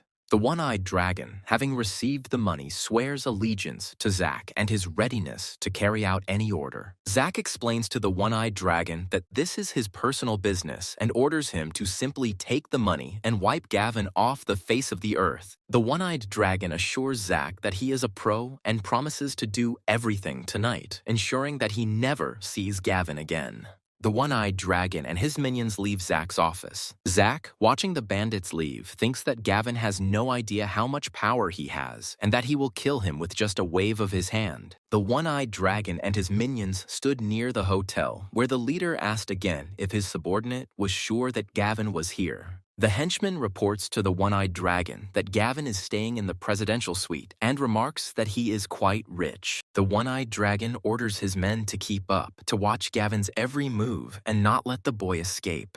Gavin says thoughtfully that everything has been going according to plan since the day of his rebirth. Gavin thinks that the most important points of the plan will be completed in these 3 days, and everything will go perfectly if this point doesn't fall through. Gavin becomes alert when he hears a suspicious noise outside. The one-eyed dragon's group approached Gavin's room. Gavin, realizing that it must be Zach who sent someone again, decides to play along. The one-eyed dragon orders the men to come from behind and not let the boy escape. Gavin notices that there is more than one group here. Hunter is confident of an easy victory, but his interlocutor warns him that Gavin is dangerous and has already beaten their people. Hunter's subordinate, ignoring the warning, confidently declares that they are better prepared than the previous failures. Hunter orders his men to beat Gavin to death, and when he's dead, cut off his ear and send it to Mr. Jiang. Gavin, noticing the two groups approaching, remarks with a grin that it is a lively day and anticipates fun. The one-eyed dragon's guard, seeing that Gavin has turned off the light, assumes that he has gone to bed and is glad that it is even better that way. Hunter's group went into action. The one-eyed dragon's group and the hunter's group met in the dark and could not see each other. The one-eyed dragon orders his group to stop for a second. The bandits burst into the room and, pointing their guns, order Hunter, since they cannot make out who it is in the darkness, to stand still and not move. Hunter grins and tells the one-eyed dragon, whom he mistook for Gavin, that he shouldn't move, and then attacks him sharply. The one-eyed dragon, angered by Hunter's insolence, shouts that he still dares to threaten him. Hunter ironically remarks to the bandit that he apparently read the wrong script, since he is the one who should be saying those words. The bandit, enraged by the mockery, threatens Hunter, whom he mistook for Gavin, saying that he has a sharp tongue and will now dig his own grave. The bandit, realizing that Gavin is too strong, notes that apparently they are not alone here for this, but still orders him to be killed. The one-eyed dragon shouts orders to his group to kill Gavin. A shootout begins between the two gangs of Hunter and the one-eyed dragon.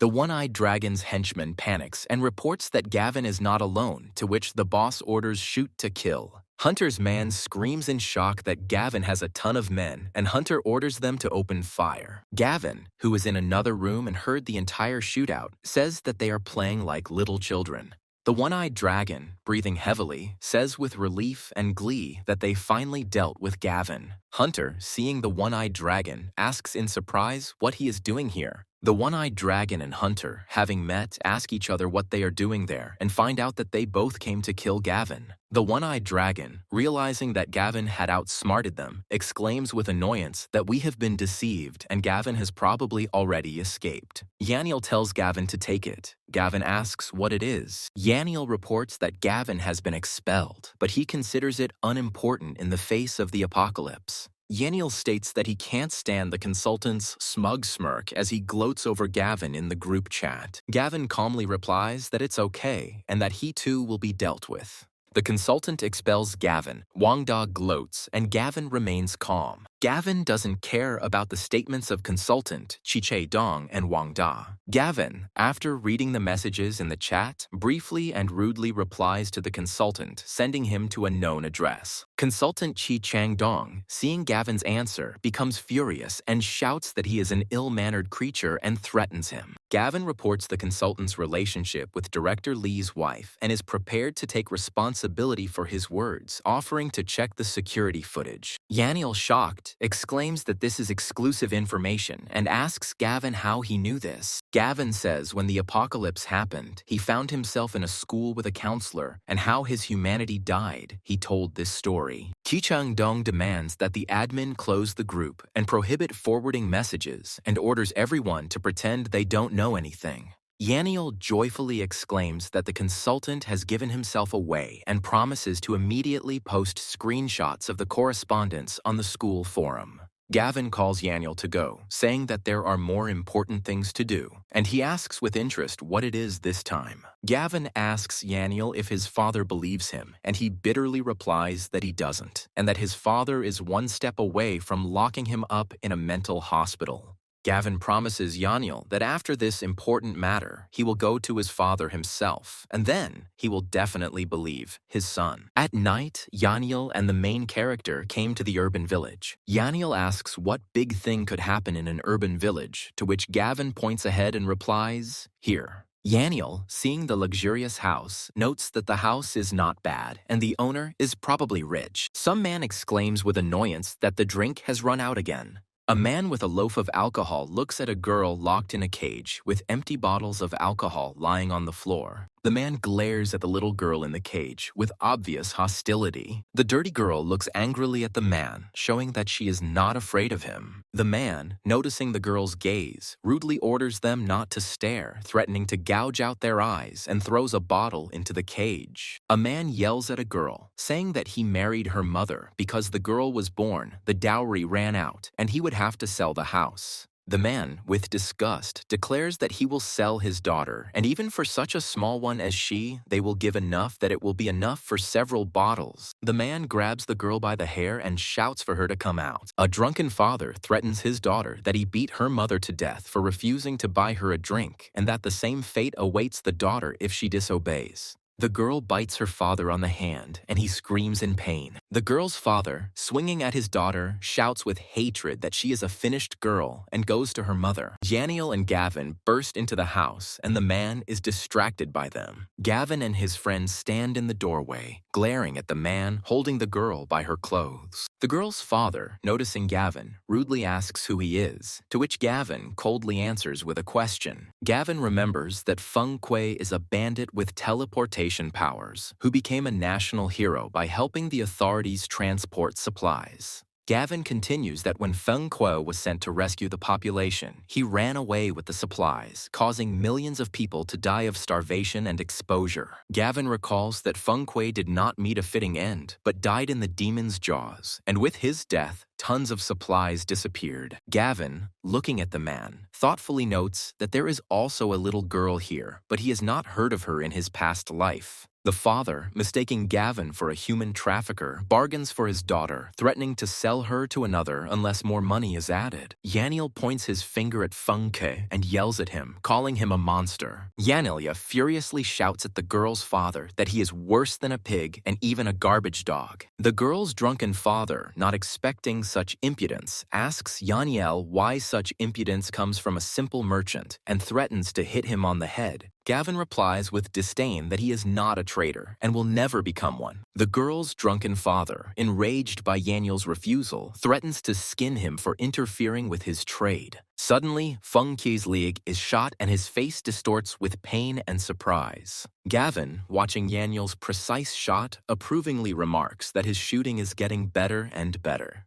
The girl's father, having been shot, looks at Gavin and Yaniel in shock and horror and asks who the hell they are. Gavin, aiming the gun at his father, coldly says that it doesn't matter and he won't let a creature like him get away with it. Suddenly, the girl takes an empty bottle and hits her father on the head with all her might. Yaniel is shocked by this. Gavin and his friend were shocked by the girl's sudden actions. The wounded father, trying to get up, looks at his daughter with hatred and says in a breaking voice that she dared. The girl hits her father on the head with the bottle again, causing pieces to break off. The father is on his knees and says that it has been decided, threatening his daughter with reprisals. The girl, with hatred and disgust in her eyes, raises the remains of the bottle above her head, preparing to strike. Yaniel tries to stop the girl who is about to finish off her father, but Gavin advises him to leave her. Gavin notes that it was too hard for the girl to live in a cage with her father's hatred, and if she doesn't let off steam, her life will fall apart completely.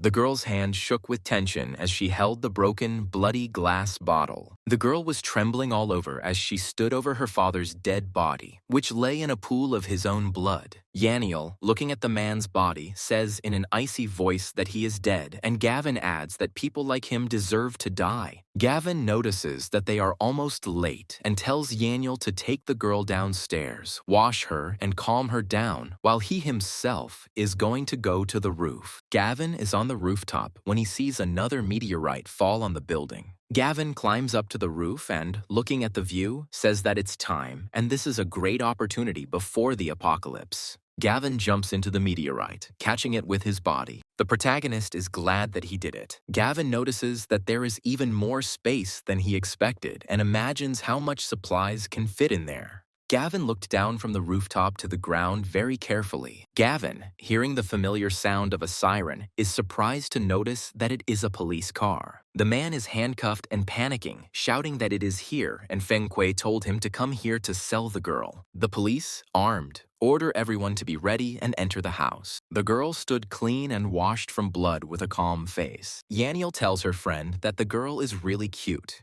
Gavin panics and tells Yaniel that the police are outside and he doesn't know what to do because his father's body is still there and they have weapons. Gavin, trying to calm Yaniel down, says that up until now everything would have been more difficult, but now everything is fine.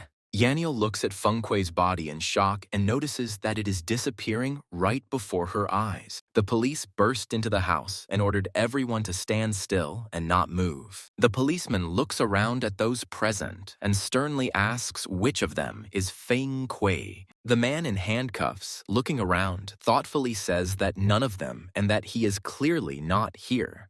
The policeman looks at Gavin and Yaniel and asks suspiciously what the two of them are doing here.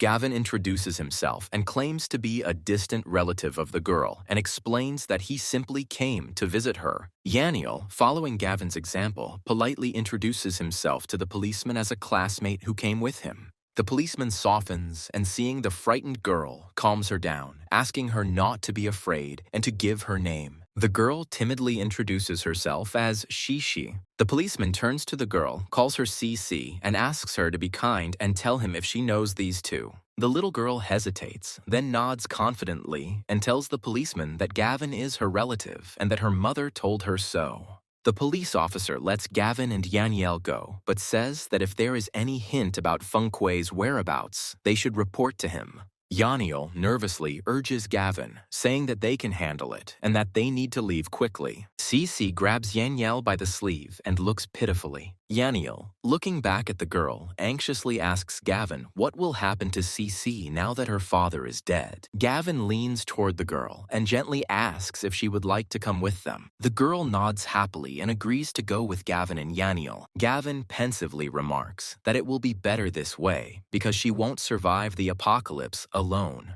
Gavin warns the girl that she can come with them, but they are no place for slackers, and asks if she knows how to cook noodles. Cece joyfully exclaims that she can do it. Gavin, hearing an affirmative answer, smiles and solemnly announces that he is welcome to the gang.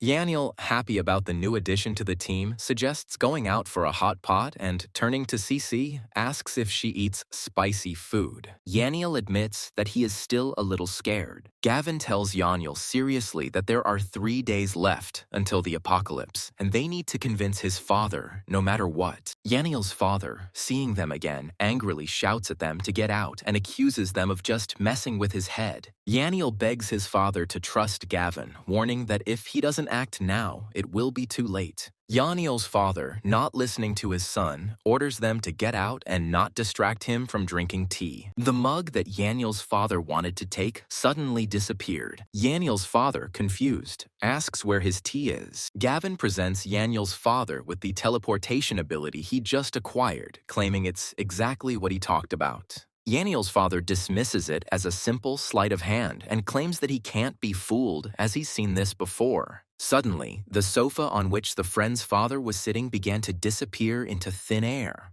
The friend's father falls to the floor.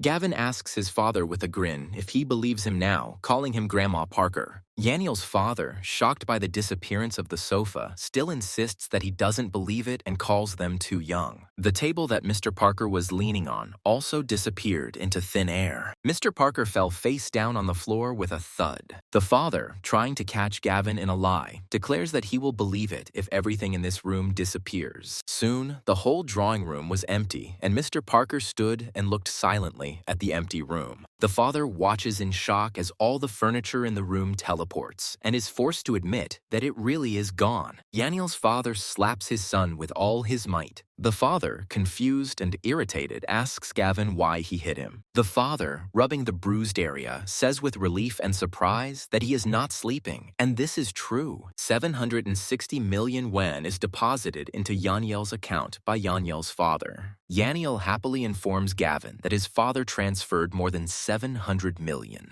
Gavin gives the order to split up. Yaniel buys warm clothes and supplies, and he himself goes to inspect the villa and plans to buy weapons. Gavin returned to the cottage to accept the completed project. Mr. Zhao proudly reports that the construction of the villa is completely completed and the project is carried out exactly according to the drawings. Gavin thanks Mr. Zhao for his hard work and expresses his complete satisfaction with the result. Mr. Zhao assures that with supplies, Gavin will be able to survive in this shelter for the rest of his days, even during the apocalypse. Gavin promises to transfer the remaining amount as soon as possible, and Mr. Zhao agrees. Gavin calls out to Mr. Zhao, and he turns around. Gavin warns people not to leave their homes for the next 2 days, urging them to stock up on food and stay home. Mr. Zhao is surprised when he asks if there is a typhoon approaching them, and Gavin states that yes, it is the strongest one in a century. Mr. Zhao, having received instructions, agrees that this is a good opportunity to rest, admitting that he is very tired. Trucks with provisions and other supplies arrived at Gavin's cottage. Yaniel proudly reports that he has brought supplies, assuring that they contain only the best and most expensive ones. Gavin orders everything to be brought to the villa, promising to place the supplies in the safest place. A neighbor watches the line of trucks and wonders why Gavin needs so much stuff, whether he is planning to open a store. A little girl capriciously asks her grandmother for a lollipop.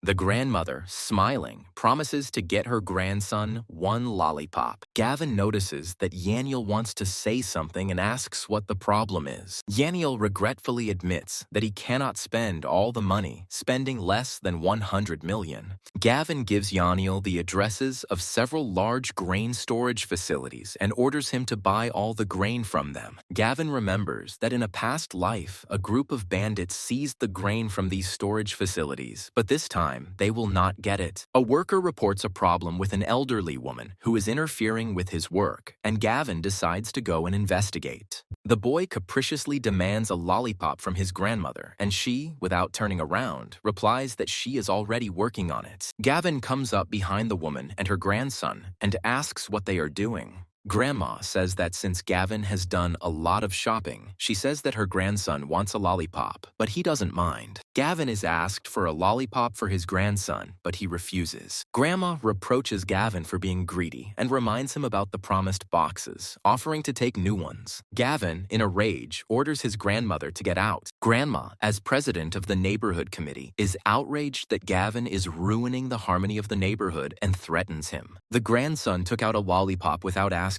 and joyfully jumped on the boxes, shouting that he got it. Gavin orders his grandmother to get her grandson out of there. The grandson refuses to leave and shouts threateningly that he will kill Gavin in the name of the monsters. Gavin is furious, calling the boy a little shit and telling him to get off. The grandmother and grandson panic and scream for Gavin to get away from them. The boy's foot falls into a box of crossbows. The crossbows in the box are triggered and shoot into the boy's butt. The boy screams hysterically in pain. The grandmother looks in horror at her crying grandson, who complains of severe pain in his butt. Gavin says, with a malicious smile, that he was glad to serve. The grandmother demands compensation from Gavin for her grandson's injury and promises to get even with him. Xenia Scott was passing by with a friend and saw Gavin's yard through the fence. The neighbor watches what is happening with bewilderment and wonders what Gavin is up to. Xenia's friend remarks that Gavin must be crazy to load everything in such heat. Xenia indifferently replies that Zach will take care of Gavin and calls her friend to go to the salon. Yaniel proudly reports that all the money has been spent and the grain will last for a long time, even if he eats only it. Gavin offers to pick up Tsui Tsui after they meet her. Gavin asks Tsui Tsui how things are going at work at the logistics park. Tsui Tsui happily announces that she has been promoted to warehouse supervisor and asks how much longer she will have to work there. Gavin says she can quit tomorrow, and Tsui Tsui is happy and says she will resign right now. Gavin stops Tsui Tsui, telling her not to quit and asks her to help him with something, to which she asks what it is. Gavin asks Tsui Tsui to help him get the keys to the warehouse as he will be coming to the park tonight. Tsui Tsui asks, puzzled, why Gavin would do this in the middle of the night.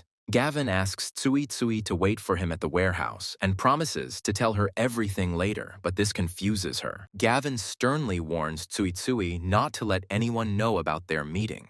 Kuitsui began to speculate and blushed. Mr. Liang reports that all the food is in place and suggests checking. Gavin asks Mr. Liang and his men to leave, leaving behind the keys to the granaries. Yaniel notices that everyone has left and it's time to get down to business. Gavin uses the storage ability to collect supplies inside. Yaniel watches in shock as the massive mountain of grain disappears in an instant. Gavin explains that any object remains unchanged, and even hot noodles will still be hot after hundreds of years. Yaniel wonders if this means that the flow of time in hyperspace is zero, but Gavin says that they will have to find out. Mr. Leon returned to tell us something else, but he froze and said that it was from shock and lack of understanding. Mr. Leon, shocked by what she saw, exclaims with doubt and horror, wondering if she was imagining that the mountain of grain had disappeared in an instant. That night, Gavin came to Tsui Tsui's warehouse and knocked on the iron door. Tsui Tsui opened the door with a flushed face and said that he really had come. Gavin asks Tsui Tsui to keep quiet, even if it sounds strange, and she nods understandingly and promises to remain silent. Gavin, after making sure Tsui Tsui is ready, warns that he is starting to move the warehouses. Tsui Tsui timidly and with a flushed face says well and closes his eyes in embarrassment. Gavin, noticing that Tsui Tsui was lost in thought, hurries him, saying that it is time to go.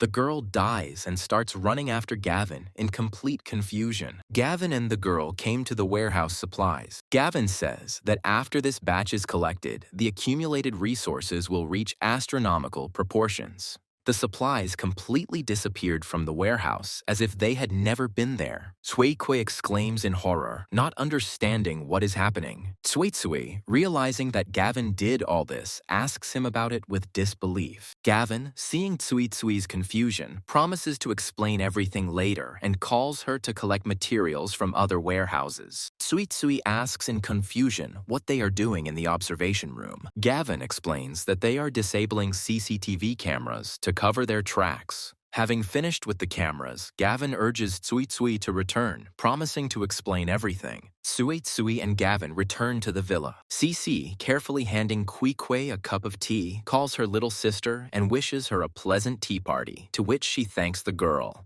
Gavin asks Tsui Tsui if she believes what he told her, and she says she does. Yaniel notes with irony that Tsui Tsui believed Gavin so easily without asking unnecessary questions. Gavin seriously announces that the apocalypse is coming tomorrow, and from that moment on, they don't go outside. Tsui Tsui asks to go out, explaining that she needs to go somewhere, and Gavin says that she must be back before 12 the next day. Zach's security guard justifies himself to him by saying that last time was just an accident. Zach's guard says when they came across another group who also wanted to kill Gavin.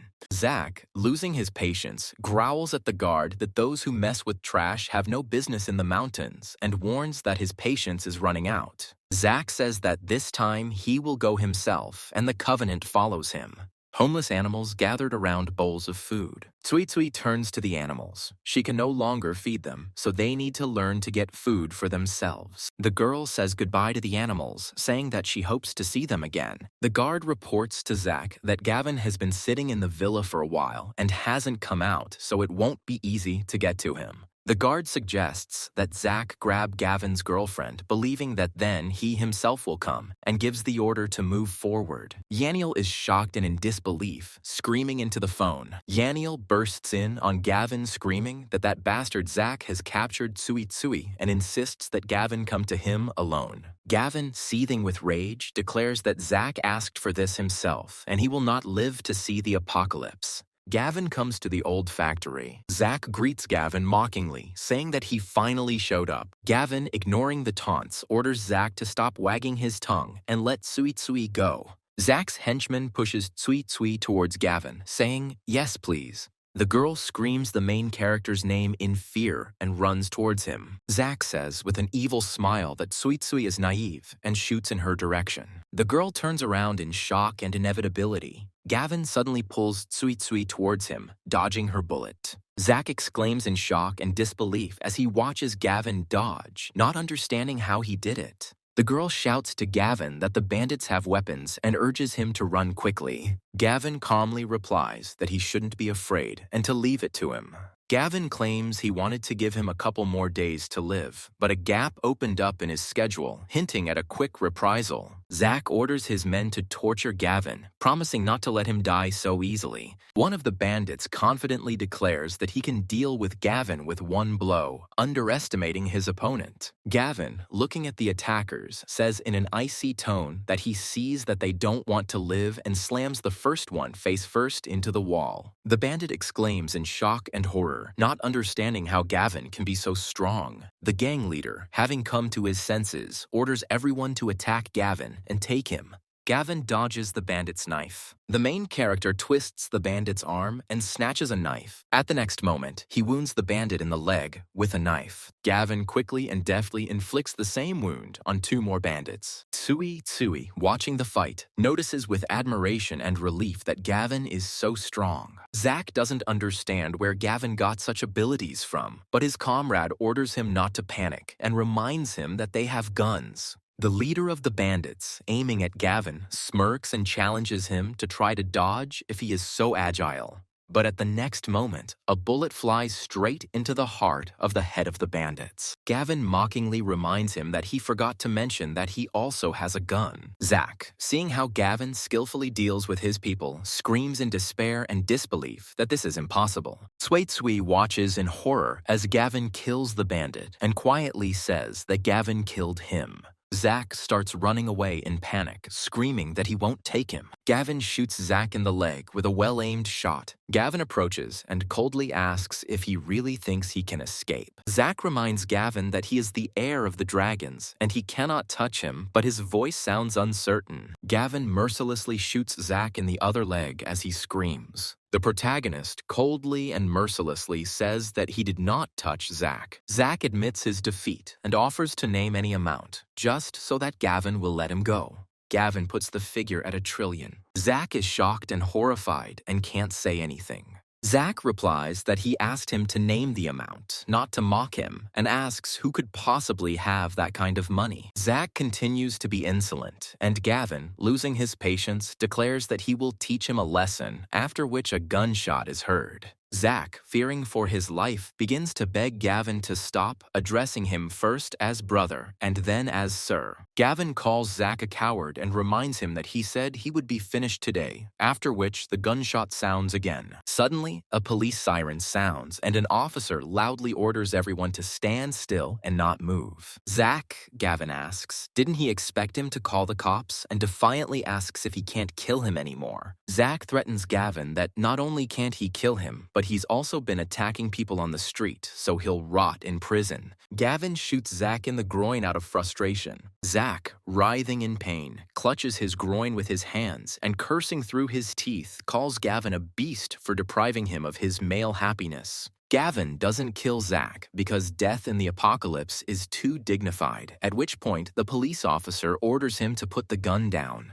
Gavin, looking at the police, smirks and declares that they won't catch him, hinting at his abilities. The police, armed, order the surrounding of Gavin and the beginning of an operation to detain him. Gavin starts counting down to something. A policeman looks in shock at the sudden snowfall in the middle of summer. 3 police officers look at the sky, not believing the falling snowflakes. Someone from the crowd exclaims in shock, not understanding where the snow came from in the middle of summer. Snow begins to fall throughout the area. The police officer panics and notices that the temperature is rapidly dropping and they are becoming very cold. The wounded bandit, shaking from the cold, begs for help, screaming that his wounds are freezing. Zach, realizing that Gavin was right and in horror, begs for salvation, not understanding why it is so cold, and screams that he will soon freeze to death. The policeman shouts to the others to take Gavin. Gavin proclaims that the apocalypse has indeed arrived, and seeing that the temperature continues to drop, urges Tsui to go. The police officer tries to stop Gavin, shouting that he can't get away. Gavin advises the officers to lower their weapons, warning that if they continue to hold the metal, their hands will be cut off by the freezing cold. The police officers, shaking from the cold, order each other to drop their weapons as their hands are already frozen and they cannot feel them. Gavin, turning to Zach writhing on the ground, mockingly reminds him that he told him no one would catch him. Zach, begging for help, says that he is so cold that his legs will give out if no one comes to help. Gavin stands up, grins, and wishes everyone a happy apocalypse before disappearing into the snowstorm. People on the streets are discussing the abnormal weather, fearing they will freeze to death, calling it a once-in-a-millennium disaster. Tsuetsui admits that everything turned out to be true, but Gavin warns that this is just the beginning and the situation will get even worse. Tsuetsui anxiously asks Gavin how long the apocalypse will last. Gavin answers Tsuetsui's question that he doesn't know how long the apocalypse will last. Gavin remembers that in his past life, he died a year after the apocalypse began, and there was no hint that it would end. People in a store, ripping clothes off hangers, ignore the seller's threats to call the police because without them, they will freeze to death. Tsuetsui notices that people are already stealing clothes and fears that crimes will start soon, but his Gavin says that things will get worse. Bandits, armed with knives, order passers-by to hand over their clothes, threatening to kill them.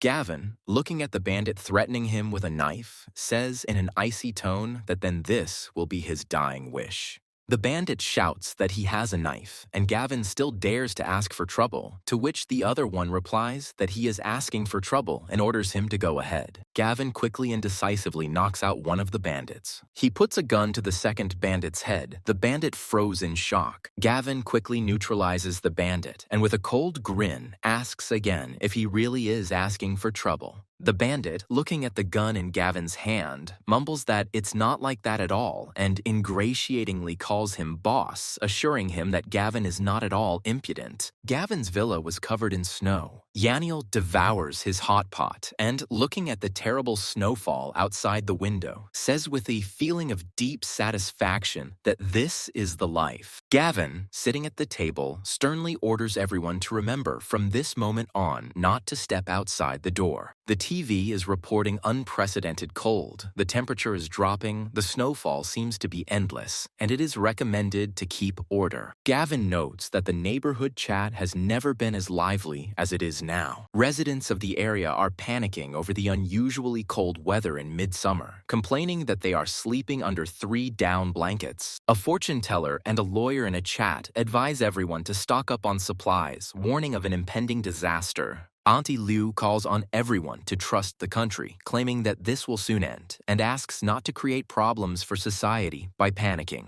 Gavin looks at Auntie Liu's messages with a mocking smile. Gavin wrote a message that he advises that if you are going to buy, then buy in bulk. Auntie Liu scolded those who doubted, calling them snotty and foolish, assuring them that everything would end very soon. 3 days later, it has been snowing for 3 days in a row, and the air temperature has reached -60 degrees. Tsuetsui notes that the apocalypse began so suddenly that many did not have time to stock up on food and fears that they will die of hunger. Gavin notices notifications on his phone from the residents' chat room. The temperature has been dropping for 3 days now, but there is no warming. Auntie Liu declares that the district committee will provide every home with what it needs. Gavin hears a knock on the door and asks warily who it is. Auntie Liu knocks on Gavin's door, shouting that the community has brought them a bit of warmth and asking him to open the door. Gavin politely declines through the door, saying they are warm enough. Auntie Liu introduces herself again and demands that the door be opened immediately, but Gavin refuses, citing the intense cold outside. Auntie Liu, recognizing Gavin's house, screams in rage at how dare he defy the organization and orders him to open the damn door. Gavin calmly replies that he's not throwing anything at her, to which Auntie Liu demands to open the door, calling him a good guy. Gavin, losing his patience, declares that he is challenging her and calls her a fool. Auntie Liu is furious and screams that this damn idiot is driving her crazy. Auntie Liu, realizing that Gavin won't open the door, says that her grandson could die of hunger and suggests going around the other houses. Gavin, looking at the chat, thoughtfully notes that 3 days have passed already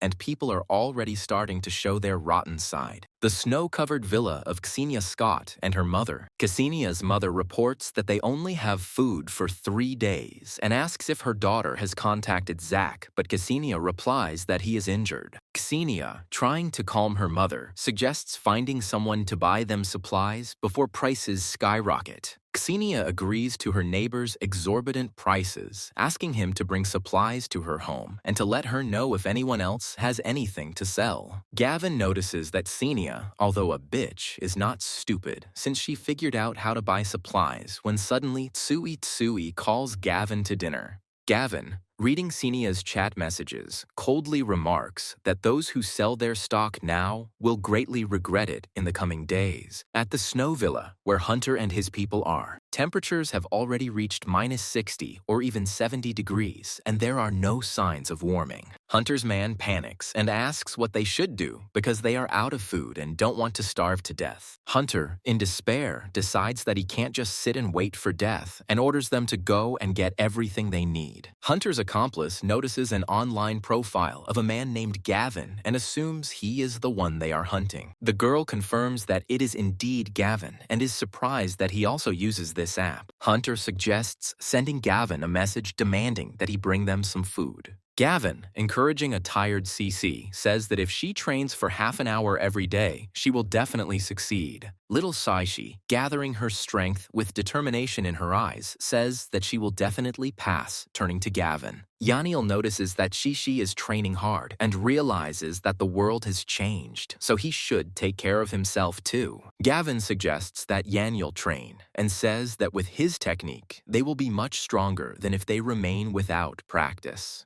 Yaniel, exhausted, falls to the floor and groans that he can no longer hold on. Yaniel, wiping away sweat, admits that training is exhausting and suggests they have some lobster to refresh themselves so they can try again. Suddenly, a message comes on Gavin's phone and he looks at the phone in surprise. Hunter's henchman contacts Gavin and rudely states that Hunter said that if Gavin is smart, he will bring them food himself. Gavin looks at his phone with a laugh and writes. Gavin coldly replies that he will tell Hunter that he is a dumbass. Gavin is surprised to notice that the timeline has changed. As in his past life, Hunter and his group lived in the neighborhood society, not Jingbi. Hunter asks his man if Gavin responded. The henchman reports to Hunter that Gavin has responded, and Hunter asks what it is. His henchman replies that Gavin called him a dolt. Hunter, enraged by Gavin's response, orders his men to take up arms, go and kill him. Over the past few days, Xenia Scott's villa has become so covered in snow that huge layers of snow have accumulated on the roof.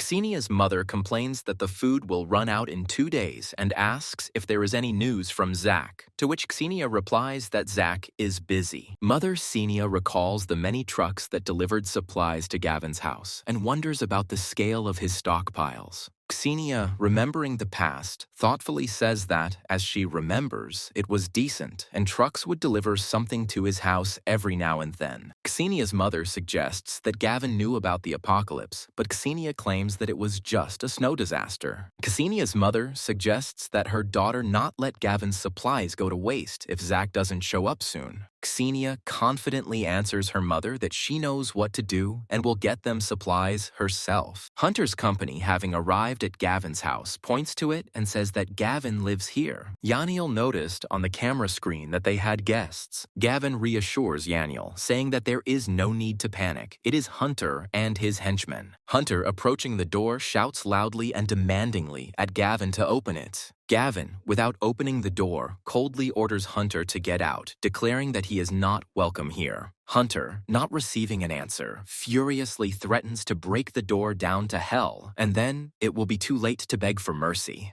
Gavin, standing calmly by the window, coldly notices how dirty Hunter's mouth is and offers to wash it out. Gavin turns on the ice-cold water tap and directs the stream at Hunter, who screams in shock and rage that the son of a bitch got them wet. Hunter orders his men to break down the door and kill Gavin immediately, but his henchmen, their teeth chattering from the cold, reply that they can't. Hunter, wet and shivering from the cold, shouts out a hateful threat that Gavin will dance for him again. Yaniel, watching the bandits suffer with pleasure, laughs joyfully, noticing how they are freezing poor things. Gavin announces that it's been a week since the apocalypse began and it's time to go outside, but Yaniel asks why, since they have food. Gavin cryptically says that there will be a larger meteor shower soon, hinting at a new opportunity to gain powers. Yaniel, hearing Gavin's words, joyfully shouts that they must not miss this. Gavin looks at his phone in surprise and notices that Ksenia Scott is indeed texting him. Ksenia texts Gavin asking if he's there and saying she wants to talk to him. Gavin, having read the message, replies with irritation and disgust that it will be all right. Xenia's mother eagerly asks if Gavin has responded. Ksenia confidently replies that he would tear his throat out just to be with her, and has no doubt that he will answer. Half an hour later, holding the phone with unread messages in my hands, shaking with rage, Ksenia's mother complains in irritation that half an hour has already passed, and there has been no sign of Gavin, and she curses.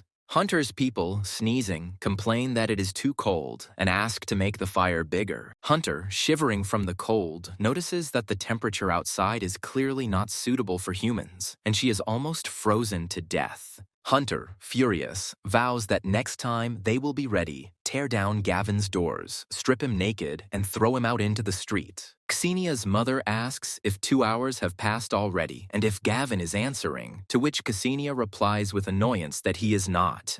Ksenia's mother advises giving him time because men have pride too and suggests sending voice messages that drive him crazy. Ksenia sends Gavin a voice message with feigned concern, asking what he is doing and how he is, if he is okay. Gavin listens to the voicemail and, grinning, decides to play along, calling Ksenia a bitch and saying that he's bored anyway. Gavin records a voice message asking if she really misses her daddy. Ksenia said that Gavin was still just as pathetic, and one look from her was enough to have him at her feet, and now let him send them food. Ksenia turns on Gavin's voicemail and hears him ask if she missed her daddy. After another refusal, Ksenia angrily calls Gavin a bastard. Auntie Lou is being criticized in the neighborhood chat, but she announces that she will go door to door with the committee, collect the surplus, and distribute the supplies evenly. Gavin notes that she is not stupid and wants to get her hands on people's supplies, but it is unlikely that anyone will help her with this because people are not stupid either.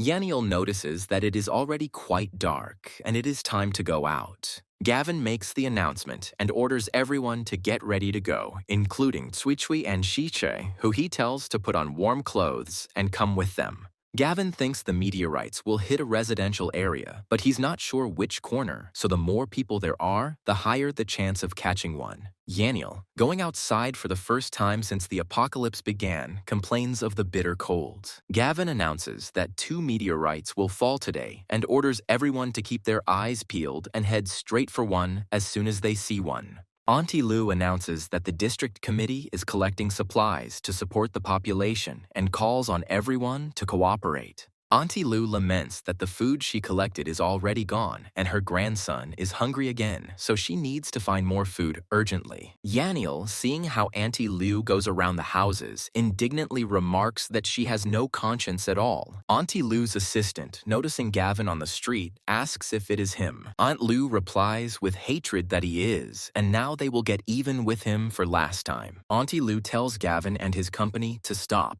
Gavin stops and asks if there are any problems. Auntie Lou confidently states that she saw with her own eyes a pile of trucks and boxes outside Gavin's house. To which Gavin replies, "So what if there were a bunch of trucks?" The committee members exclaim that since he has food, they order that all supplies be immediately handed over to the district committee. Gavin asks why he should do this, to which Auntie Lou replies that it is an order from the committee for the sake of everyone in the area. Gavin refuses, claiming that his supplies are none of their fucking business, and Auntie Lou yells at him for his behavior. Gavin, losing his patience, asks who she is to lecture him, a curmudgeon, and declares that it is her challenge whether he should improve or not. Auntie Lou, on behalf of the neighborhood committee, condemns Gavin for the youth being too rude, to which Gavin replies that he doesn't care. The committee members, seeing Gavin leaving, panicked and ordered him to stand still. Auntie Lou threatens that Gavin will not leave until he gives them the supplies. Yaniel is furious and slaps Auntie Lou, causing her to fall to the ground. Aunt Lou, indignant and shocked, says how dare he and orders them to be taken, hinting at her people. Cece notices the meteorite and points at them to tell Gavin. Gavin shouts in a hurry to run after them as quickly as possible. Auntie Lou's assistants icily declare that none of them will leave. Gavin quickly pushes his assistants back and runs quickly towards the meteorites. Yaniel, noticing the falling meteor, remarks with a grin that here is a wonderful opportunity. The meteor flies past him as if it were alive and flies on, and Yaniel falls face down into the snow. The meteor headed straight for the confused and frightened Shi. Yaniel exclaims in shock as he watches the meteor fly straight towards Shi. The meteor is absorbed into the girl's body with a bright light. CK runs up to Chiti in alarm and asks if she is okay. CC, shaken but unharmed, replies that it seems the meteor hit her directly. Tsui, seeing the second meteorite, shouts that another one is flying. Gavin orders the boys to run after him. The committee members shout at them to stand still, and don't they think they hit the old lady and will just leave. The meteor crashes into the ground with a golden flash, leaving behind a deep crater. Yaniel notices, to which Gavin explains that it usually enters the body, and if it hits the ground, it means it is a valuable item. Yaniel, seeing the red stone, exclaims in amazement that it looks like amber and does not understand what it is. Gavin, seeing a red stone that has fallen from the ground, exclaims that it must be a very valuable thing and rushes towards it. Gavin explains that the effect of this stone when taken internally is that it can increase resistance to cold. Yaniel cries out that this is wonderful in the ice apocalypse, after which Gavin calls everyone to come back. Auntie Lou and her henchmen shout at each other that they cannot survive without food and demand that they be given money immediately. Gavin nonchalantly tells them they're idiots. The neighborhood committee member exclaims that he is challenging their authority, but Auntie Lou suggests collecting supplies from other houses. On TV, they are reporting that this is a disaster. Rescue operations are being carried out, and all citizens are asked to take part in the operations. There is a cracking sound and the lights in the house go out, to which Yaniel exclaims that the TV has gone out. Gavin says it's normal. It's 10 days since the apocalypse and the power grid is overloaded, but they have enough power to last. Tsui says that with the power outage, the heaters won't work and it will become increasingly difficult to survive. Yaniel stops her, saying that compassion is, of course, good, but there is no need to be naive. This is the apocalypse, to which she nods understandingly. Gavin asks Cece with concern how she feels with the meteor inside her body. She happily answers that she feels much better than before. Gavin asks Cece again if she feels much better, and she happily confirms that she does. Gavin invites Cece to try the techniques he taught her to test her new abilities. Gavin notes that his physical condition has not changed at all, and it seems that the acquired ability is not related to physical strength. Gavin asks if she has any new memories, like how to swordsman or cast fireballs, but she says no. Gavin, unable to find an explanation, calms Cece down and says that they will slowly but surely find out what ability she has received. Gavin announces that they will now share the spirit fluid between everyone, and they will not have to worry about the cold when going outside. Yaniel drinks the spiritual liquid from the glass. Yaniel notices that warmth is spreading through his body, and Gavin explains that after this, he will not freeze, even if he stands in the cold for hours. Xenia's mother says that their electricity went out, there is no heat left, and she has weak bones that will soon turn into ice. Xenia says that they need to hold out and the electricity will come back, but the mother says that if Zach doesn't come, they won't last. Xenia reports that Zach said his wounds are almost healed and he will arrive soon, and then they will immediately kill that idiot Gavin. Xenia's mother, seeing the light in Gavin's house, is perplexed and remarks that this is strange. The mother asks her daughter if this is Gavin's house and why he has electricity when no one else has it. Xenia's mother notes that he has his own source of electricity. Xenia exclaims in rage that damn Gavin, and how the hell is he still living so well? Xenia's mother orders her daughter to contact Gavin again to find out about his situation, and Xenia reluctantly agrees. Xenia texts Gavin with feigned curiosity, asking what he's come up with since there's no electricity in the entire area. Ksenia. Gavin, after reading the message, remarks with a grin that she must be going through a difficult time and is again seeking his attention. Gavin, with a grin, remarks that since she is following them, she needs to show her how well they live. Ksenia joyfully exclaims that Gavin has finally answered, and her mother, full of impatience, urges her to quickly read what is there. Gavin tells her that he got bored of doing nothing, so he decided to prepare a table of food and will soon be eating. Ksenia's mother, looking at the food photos sent by Gavin, exclaims that all the dishes are her favorite, if only she could eat any of them. The mother panics and demands that she force Gavin to share the food. Ksenia writes to Gavin, asking how he managed to save so much food when they had run out of everything long ago, and her mother awaits his answer. Mother and Ksenia waited impatiently for Gavin's answer. Gavin briefly replies that enough chatter, he's going to eat, and there won't be any more messages from him. Ksenia, having read the answer, exclaims in rage that he simply decided to amuse and humiliate her. Gavin, watching the actions of the area's householders, they too are beginning to lose patience from hunger and cold. In the neighborhood chat, residents are discussing hunger, and one suggests going out to look for food, while another says that several people have died under the snow. Gavin says that going out now is not the best idea. People will not survive long in this weather, freezing to death. Big Stick Wang, seeing that there are no takers, decides to go alone, and Fortune Master Joe begs him not to take any risks. Hunter's men are panicking and reporting that food is running low and that if this continues, they won't last even a couple of days. Hunter's henchmen demand that something be done because they can't sit and wait for death and suggest finding a way to get food.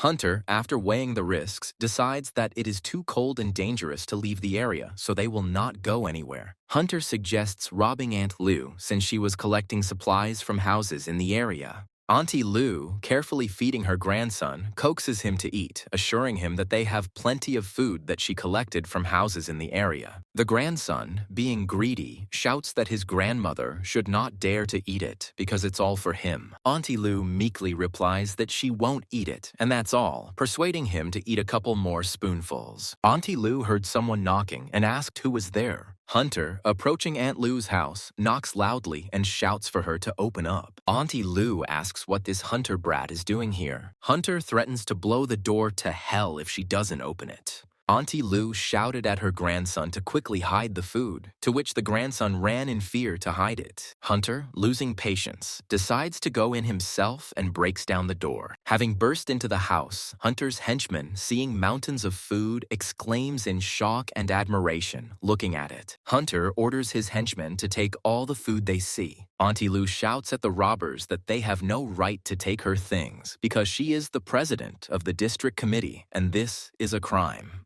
Hunter smirks and counters that she only acquired these things recently, hinting that she stole them from her neighbors. Hunter's henchman, with a box in his hands, pushes Aunt Liu. The aunt rushes at Hunter's people with fury and screams. Hunter's henchman pushes Aunt Liu so hard that she falls to the floor. Auntie Liu's grandson screams hysterically that it's all hers and threatens to kill them in the name of light. The henchman, in a rage, hits the boy, shouting, "Bastard, you're looking for death." Seeing this, Aunt Liu screams, calling for her grandson. Hunter orders the wooden furniture for the fire to be taken away, and his assistant admiringly calls him a genius. Auntie Liu screams in despair and horror that the bastards hit her grandson. Ksenia's mother advises her daughter to contact Gavin again, as guys get weak from girls' sweet words, and Ksenia agrees. Ksenia writes to Gavin with cloying affection that she misses him and whether she can come and see him. Ksenia happily tells her mother that Gavin answered okay. Ksenia, while getting dressed, tells her mother that he is still just as weak as ever and that all she has to do is say a few kind words and he will be at her feet again. Ksenia, approaching Gavin's house, shouts loudly for him to open the door and introduces herself. Gavin, without opening the door, coldly asks again, "Who is it, you?" ignoring her. Ksenia, offended, shouts that it is she, Ksenia Scott. Gavin, watching the frozen Ksenia through the camera, greets her ironically and asks what she forgot. Ksenia, her teeth chattering from the cold, begs him to open the door, saying that she came to see him and that she is freezing. Gavin, with an icy grin, asks Ksenia why she thought she could come to him and who gave her that right anyway. Xenia reminds me that he sent the message himself, and he replied, okay. Gavin, boredly scrolling through his phone, coldly replies to Ksenia that she must have made a mistake and advises her to reread the correspondence again. Ksenia looked at her phone to reread the correspondence more carefully. Ksenia, having reread the message, it said, okay, but below is bullshit, and indignantly asks what kind of bullshit it is. Ksenia, in a rage, shouts at Gavin that he should always open the door for her and hysterically asks whether he will open the door or not. Gavin, leaning back on the couch, replies that he won't let him in. Ksenia kicked the door and, raising her voice, warned that he would dance for her again. Ksenia curses Gavin, promising him terrible revenge. Ksenia's mother notices that they can't even get in, and Ksenia suggests calling Aunt Lou and asking her to share some supplies. Auntie Lou, comforting her freezing and hungry grandson, promises him food, but the grandson complains that he is cold and hungry. Auntie Lou tells her grandson that she will find food. At that moment, Aunt Lou's phone starts ringing off the hook. Ksenia complains to Aunt Lou about Gavin and asks her to punish him, and she maliciously replies that she knows about it and has a long-standing score to settle with him. In the neighborhood chat, residents discuss Big Stick Van, who nearly died in the snow, and come to the conclusion that it's now everyone's on their own. Gavin says that almost half a month has passed since the beginning of the apocalypse, and it is time to test humanity. At this point, Gavin is frozen in shock by the new messages. Auntie Lou accuses Gavin of being the only one with plenty of supplies, but he doesn't intend to do anything about it. Gavin remarks ironically that she has decided to turn the entire neighborhood against him and is not going to give in. Auntie Lou demands that Gavin share his supplies, promising in exchange a certificate from the committee and permission to officially live here. The aunt looks at her phone at the messages from her neighbors, who are shocked by this information. Gavin remembers that in his past life, his kindness was taken advantage of, and his supplies were simply stolen, so he won't do it again this time. Auntie Lou threatens to ruin the door with paint and curse him every day, then calls on the villagers to follow her and take everything from him. Yaniel stood in the kitchen and talked on the phone, telling his dad not to worry and that he understood everything. Gavin asks Yaniel what happened. Yaniel tells Gavin that his father called and said that there is complete chaos and many people are looting and vandalizing houses. Gavin calmly points out that this is normal and it will get worse.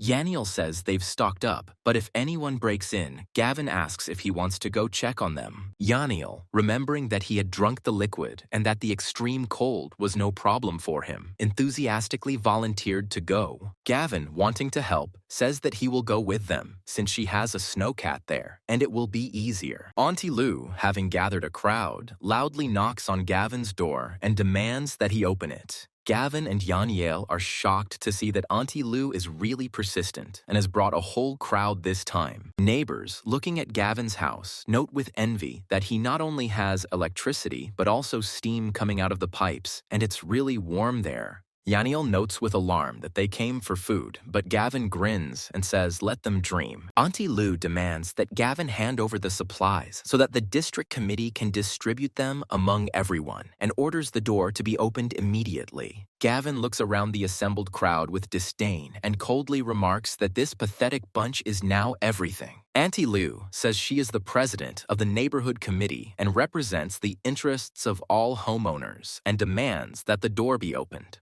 Gavin, remaining icy calm, refuses to open the door and invites them to come in themselves if they want. Auntie Lou says she was prepared for Gavin's refusal and orders professional burglar Mr. Lee to pick the lock. The neighbors are discussing how, as soon as the door opens, they will be able to warm up and eat, and their mouths are watering at the very thought. Mr. Lee admits that he has never seen such a lock. It is not an ordinary one, but a special, anti-theft, multi-level one. Gavin grins and remarks that they are fools. His lock is like a safe in a bank vault, and some old man won't be able to open it. Auntie Lou hopefully asks if Mr. Lee can open the lock, to which he hesitantly promises to try again. Gavin, losing patience, orders Yaniel to turn on the power, and he readily complies. There is a cry for help, and the burglar falls to the ground, struck by an electric discharge. Auntie Lou exclaims in shock that Gavin wired the door with electricity and is horrified by his cruelty. Auntie Lou is furious and orders the crowd to break down the door, demanding that they get inside at any cost and take the supplies. Auntie shouted to the crowd to start now. The crowd, gaining speed, drives a tree trunk into the door, trying to knock it down.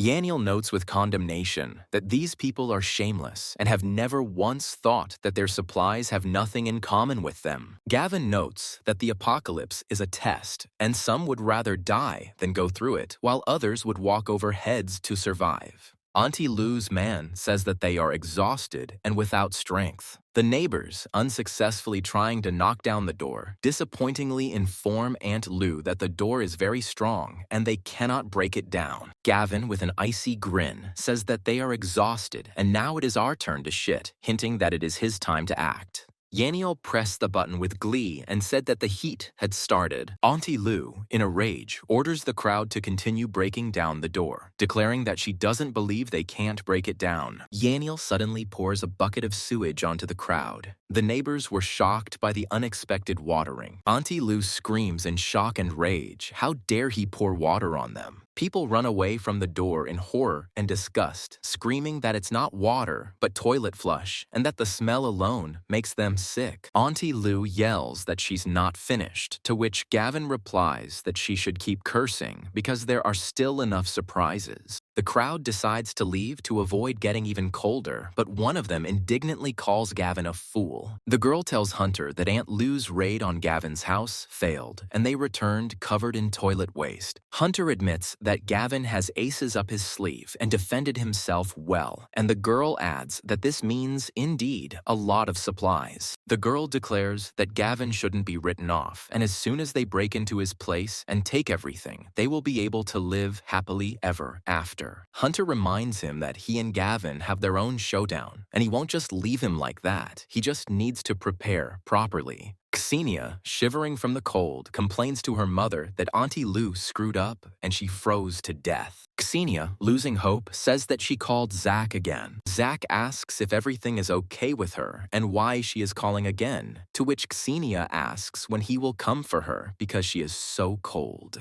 Zach replies that he has no business following her and that he can't even save himself now, after which he orders her to leave him alone and hangs up. Xenia's mother asks her daughter if Zach will abandon them, to which Xenia replies that he said that he cannot save himself now. Xenia's mother exclaims that they will die and asks who will save them, but Xenia says that they need to go and look for food themselves. The mother, frightened, objects that they will freeze even faster if they go outside. Xenia replies with despair that they cannot just sit and wait for death, and they have no other choice. Xenia's mother begs her daughter to continue begging Gavin because he is the only one who can save them. In the snow-covered villa of Gavin, which is almost completely covered in snow and is the only one where the snow is burning, Xenia, having lost all pride, writes to Gavin, begging him to forgive her and asks what she can do to make him forgive her. Gavin, remaining icy calm, replies that she should call him Daddy. Xenia listens to his voicemail where Gavin repeats his condition, insisting that Xenia call him Daddy. Xenia, burning with shame and humiliation, exclaims that this is too much. Xenia's mother begs her daughter to spit on her pride and just call him that, but Xenia tries to object. Her mother interrupts her, saying that the most important thing now is to survive. Xenia angrily tells him that Gavin will answer and is sure that he will let them inside. Gavin listens to the voicemail where Xenia called him Daddy. Xenia's mother asks what Gavin answered and is sure that he will let them inside this time. Gavin, after reading Xenia's response, contemptuously calls her a fool and says that he does not have such a spoiled daughter. Xenia, enraged by Gavin's response, showers him with obscene language in rage and despair. Hunter's men, preparing for a new attack, report to Hunter that everything is ready, and he nods, deciding to teach the attackers a lesson. Hunter commands his men to go out. He goes with the intention of finally getting what he wants. Hunter's men follow him boldly. Yaniel warns Gavin that Hunter is back with his friends. Gavin coldly remarks that they won't get away so easily this time, and they shouldn't think they're so easily humiliated. Hunter approaches the door and, pretending to give Gavin one last chance, orders the door to be opened. Gavin, holding a cup of hot drink in his hands, calls Hunter an idiot. Hunter coldly replies that his chance is gone, and now he will wait for retribution while his henchmen throw firewood at the door. Hunter, losing his patience, orders to pour gasoline and burn the house to hell. Yaniel says they'll set the house on fire, but Gavin says the house is made of heat-resistant materials, and even if they burn it for 3 days, it won't work. Hunter throws a lighter into the gasoline and exclaims with glee that Gavin has played himself into oblivion. Hunter and his men look at the fire that has engulfed the door. One of Hunter's henchmen, watching the ineffective fire, notices with bewilderment that something is wrong because time is passing and the house is not burning. Hunter admits that the fire is useless and understands that the house is made of heat-resistant materials, so the fire will not harm it. Hunter, unwilling to give up, orders the door to be drilled, declaring that he must get inside at any cost. Hunter's man said he would take care of it, standing with a drill at the ready. Hunter mutters maliciously that in a little while he will show Gavin how he will beg him for mercy. Cece tells Gavin that the bad guys are breaking down their wall, but Gavin reassures her that it's okay, they won't get in anyway. Gavin announces that it is time to hunt and orders Yaniel to get ready, to which he replies that it is high time to teach them a lesson. Yaniel says it's his first time using a bow, to which Gavin replies it's for close-range purposes. Gavin says that in the future there will be items with supernatural properties, so it is necessary to train in archery. Hunter asks his henchman with interest if he is succeeding, watching him drill. Hunter's henchman, drilling into the wall, suddenly stops and reports that something is wrong, to which Hunter asks what it is again. The henchman says he can't go any further because there's something in the wall, and Hunter moves him aside to take a look for himself. Hunter, seeing the steel plates, exclaims in shock and disbelief that Gavin has seriously strengthened the house. Hunter doesn't understand how they can get through because it's impossible. At this moment, Hunter's henchman is shot with a bow. Hunter, hearing cries for help from his men, realizes that Gavin has outplayed them and, in a panic, shouts for them to quickly get to cover. Hunter, retreating in rage and helplessness, swears that even if he does not kill Gavin, he will not let him live so easily. Hunter's men and Hunter himself are shot with bows and arrows. The wounded Hunter, bleeding, begs for help, and Hunter, ordering a retreat, hastily leads away the remnants of his gang. Hunter's wounded henchmen, left to die in the snow, scream in panic, begging for help to stay and save them. Yaniel counts the losses and notices that there are 3 left. The rest are gone. Yaniel asks what to do with them, to which Gavin replies that there is no need to worry. In such weather, the wounded will not go far without medicine. The wounded, shaking with fear and cold, beg Gavin not to kill them, justifying themselves by saying that Hunter forced them and they didn't want to. Gavin says it's time to go back, and he and Yaniel leave. Yaniel asks why Gavin let them go, and he says that knowing Hunter won't come back, and in 10 minutes they will turn into popsicles. Yaniel adds that Hunter was also shot, and by leaving them to die, Gavin will sow discord in the gang, making it unlikely that Hunter will return. One of the wounded, trying to console himself, remarks that at least he didn't kill them. The wounded desperately discuss how long they can last and decide to call Hunter to come back for them. The wounded man calls Hunter and begs him to come back and save them as they are seriously injured, and Hunter coldly asks where they are. The wounded man replies that they are at the entrance to Gavin's house, and at that moment the sound of gunshots is heard, after which the connection is cut off. The wounded man's comrade asks in horror what happened, to which he replies that Hunter asked where they were and then hung up. The wounded man exclaims in shock that he abandoned them. The wounded man, realizing this, in rage and despair, showered him with obscene language, shouting that he had risked his life for him, and he had abandoned him. The wounded man, realizing that he can only survive with Gavin's help, begs him to come to him and ask for help. The wounded crawl to Gavin's door and cry out pleadingly for him to save them, promising to become his servants as they freeze to death. Hunter demands to pull out the arrow faster. The guy, pulling the arrow out of the wounded man's shoulder, persuades him to be patient for a little while, and he, biting his lip, lets out a muffled cry. The girls standing to the side thoughtfully say that Hunter lost again. The girls argue that they underestimated Gavin too much. Hunter, seeing the girls standing, orders them to bring boiling water to wash the wound. The girls tell Hunter not to worry. They are already on their way. Jolene exclaims in despair that Gavin is clearly too much for Hunter and asks her friend what they should do. The girl replies that they need to come up with a backup plan because they can't live on Hunter alone.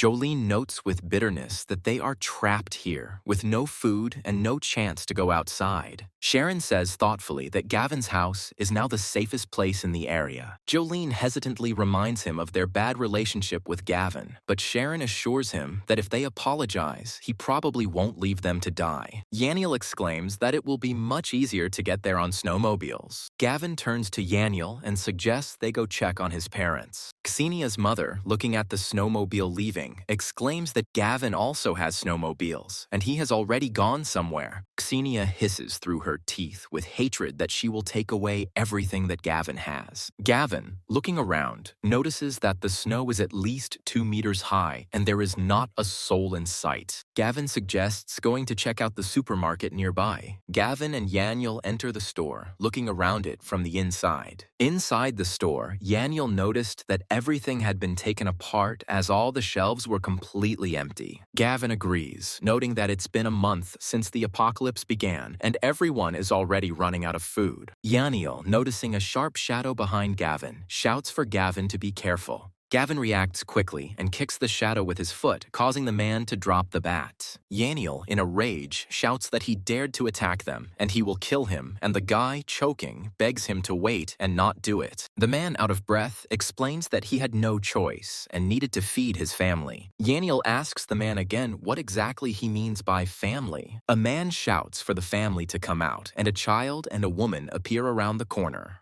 A woman stood there, pregnant in the late months, with a little boy and a girl clearly younger than the boy next to her. The man says his wife is pregnant. They have 2 small children. They have already eaten all the food and are on the verge of despair. Gavin coldly points out that if they had no choice, they could have asked them to share their food rather than attack. The man doesn't know what to say to Gavin's words and looks at the floor with an incomprehensible face. The woman, falling to her knees, begs for mercy and asks to let them go. Gavin turns to Yaniel and orders him to come here. Yaniel, sniffing the air, notices a strange smell in surprise, but does not understand where it comes from. Gavin sniffs the air and notices that it smells like blood, but Yaniel asks where the smell is coming from. Yaniel and Gavin found the skeletons of people killed by this family. Gavin, nodding confidently, tells Yaniel that everything is as he thought and calls him to go. Yaniel, seeing the bodies of the dead, screams in rage that this is terrible and he will kill them. Gavin stops Yaniel and asks if he would kill both the pregnant woman and the children, but Yaniel, clenching his fists, replies that he would only kill the man.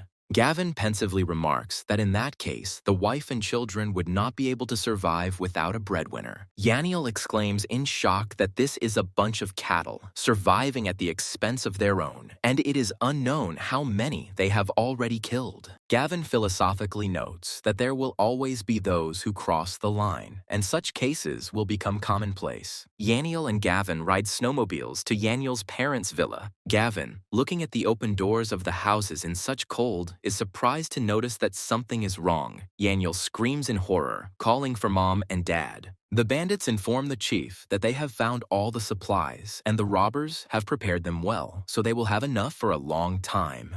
The bandit, rubbing his hands with satisfaction, announces that the sortie was a success, and upon returning, everyone will get a chicken leg. The bandit, noticing the old people, asks what to do with them. The leader of the bandits gives the order to the bandit to kill the old men to hell. The bandit points a gun at the elderly couple and says he will do it with pleasure.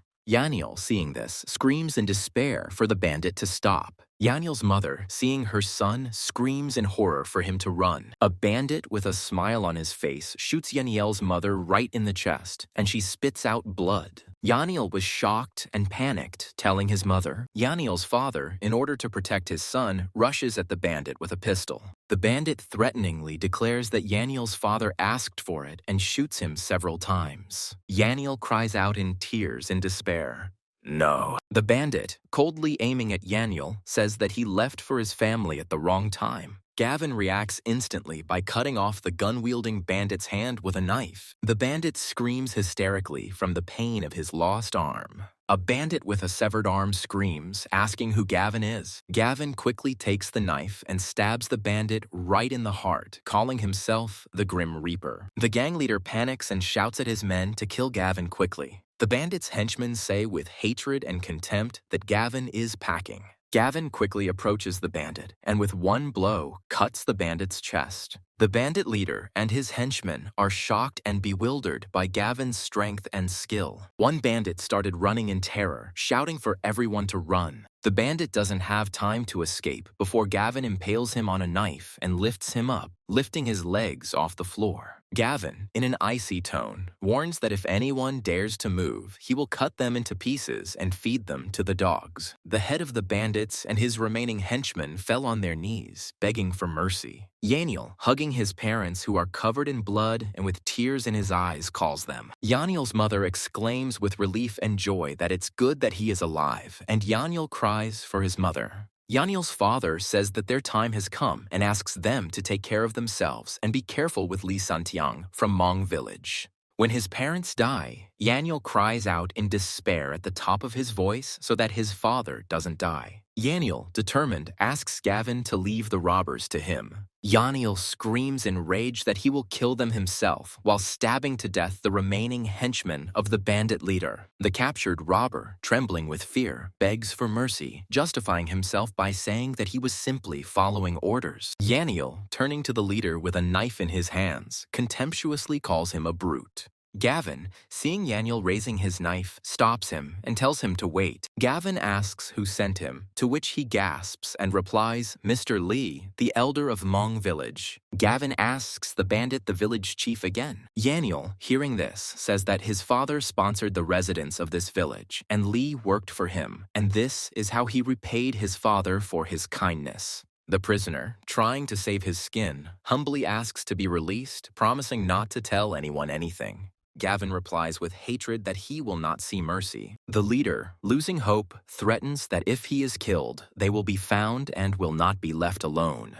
Gavin, maintaining an icy calm, retorts that he won't just leave them like that and rips the bandit's clothes off. The bandit, shocked and shivering, asks Gavin what he is going to do. Gavin coldly says that killing him is too easy and people like him should freeze until they die. The leader, realizing that a painful death awaits him, desperately begs for mercy. Gavin took out the leader of the bandits on the street so that he fell. The leader, shaking with horror, shouts that it would be better if they killed him right away because he does not want to die in the cold. The leader of the bandits is covered in ice from the cold, and an expression of horror and fear is frozen on his face. Yaniel, burning with the desire to take revenge and kill the leader, declares that he wants revenge and demands to go to the village of Mang. Arriving on snowmobiles in the village, Gavin shouted that it was right ahead. Gavin, looking thoughtfully into the distance, says that they will build a real fort. Gavin notes with hatred that these people have committed terrible acts. Two people on snowmobiles approach Gavin and Yaniel. Gavin, looking at the captured equipment, notices that they also have snowmobiles. A man on a snowmobile shouts at Gavin and Yaniel who they are. Gavin and his group arrive at the gates of Mang village, and the guard, but warily, asks who invited them.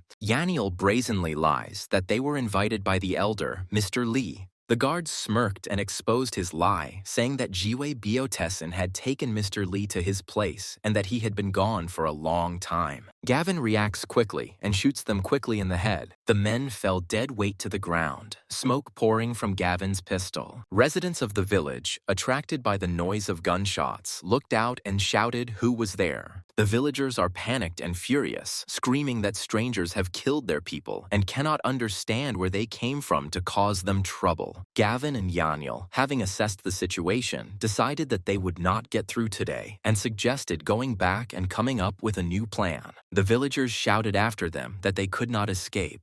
Gavin and Yaniel returned to their villa, but a crowd of people had gathered everywhere at its entrance. The people standing near the entrance to the villa are relieved and happy to see Gavin returning and shout that they are frozen to the bone. Gavin, walking towards the house and seeing strangers, asks with bewilderment and suspicion why there are so many people here. People run out to meet Gavin, vying with each other to ask if he managed to get anything and hoping that he stocked up on food at the store. Gavin, having found them sitting at his place, rudely orders them to get out, stating that it is none of their fucking business. Seeing Gavin, one of the uninvited guests eagerly asks if he found supplies for them, since that is exactly what he came for. Gavin frowns and asks again why on earth he had to go get supplies for them, and who told them that. The guest, not understanding where else he could have gone, continues to ask why he went then. Gavin, losing his patience, rudely replies that it is his personal business and orders them to get out. The indignant man, shaking his head, notes that today's youth have no respect for their elders and calls Gavin rude. The woman asks Gavin to tell her if he found anything, as they are dying of hunger, to which Gavin coldly replies that he found nothing. The woman, not believing Gavin, states that she doesn't believe him and demands to search him.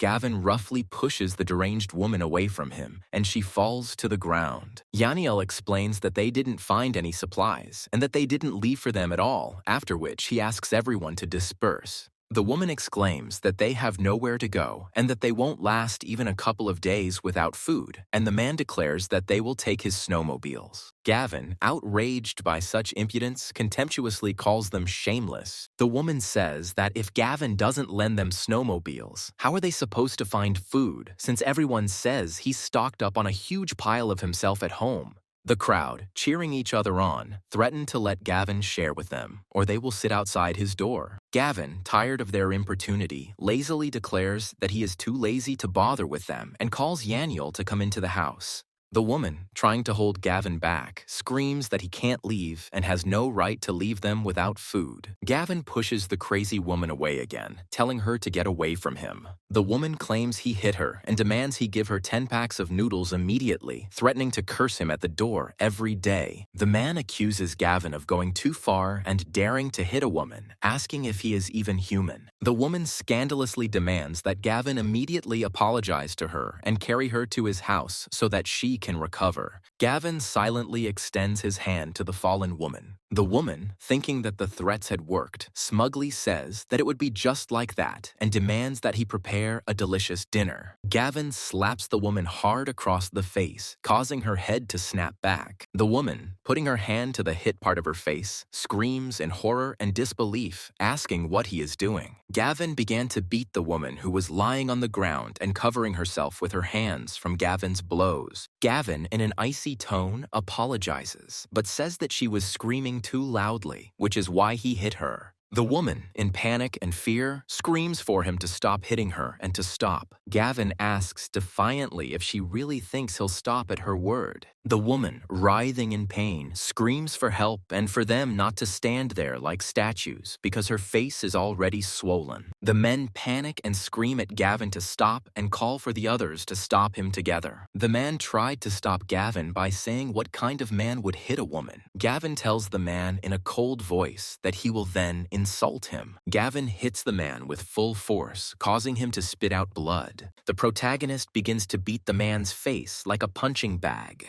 The residents froze in horror at Gavin's actions. The man, in despair and horror, begs to stop. Gavin, losing his patience, declares that he asked for this and orders everyone to get lost. The residents shouted for him to be alive, ran away, and indignantly asked if he would really watch them die. In the neighborhood chat, residents ask Gavin if he'll share supplies and demand snowmobiles for everyone to use. Gavin, looking at the group of people grabbing Gavin, asks with bewilderment and irony if they are delirious or something else. Gavin, having read the messages, answers with irony, but does he owe anyone anything? Goldie asks him what he means, and the invincible Iron Knight remarks that Gavin doesn't care whether they live or die. Gavin, demanding supplies from him, says with an icy grin that he is not their father to take care of them. Auntie Lou, furious, suggests that Gavin be thrown out and the supplies divided among everyone, calling his heart completely rotten. Gavin says thoughtfully that in his past life, such people always caused problems, and in this life he will make them learn their lesson. The phone started vibrating, and an unknown number was ringing on the phone. Gavin, seeing a call from an unknown number, wonders with curiosity and suspicion who it could be and answers the call. Gavin, picking up the phone, calmly answers that it is him, confirming to the caller that he is Gavin.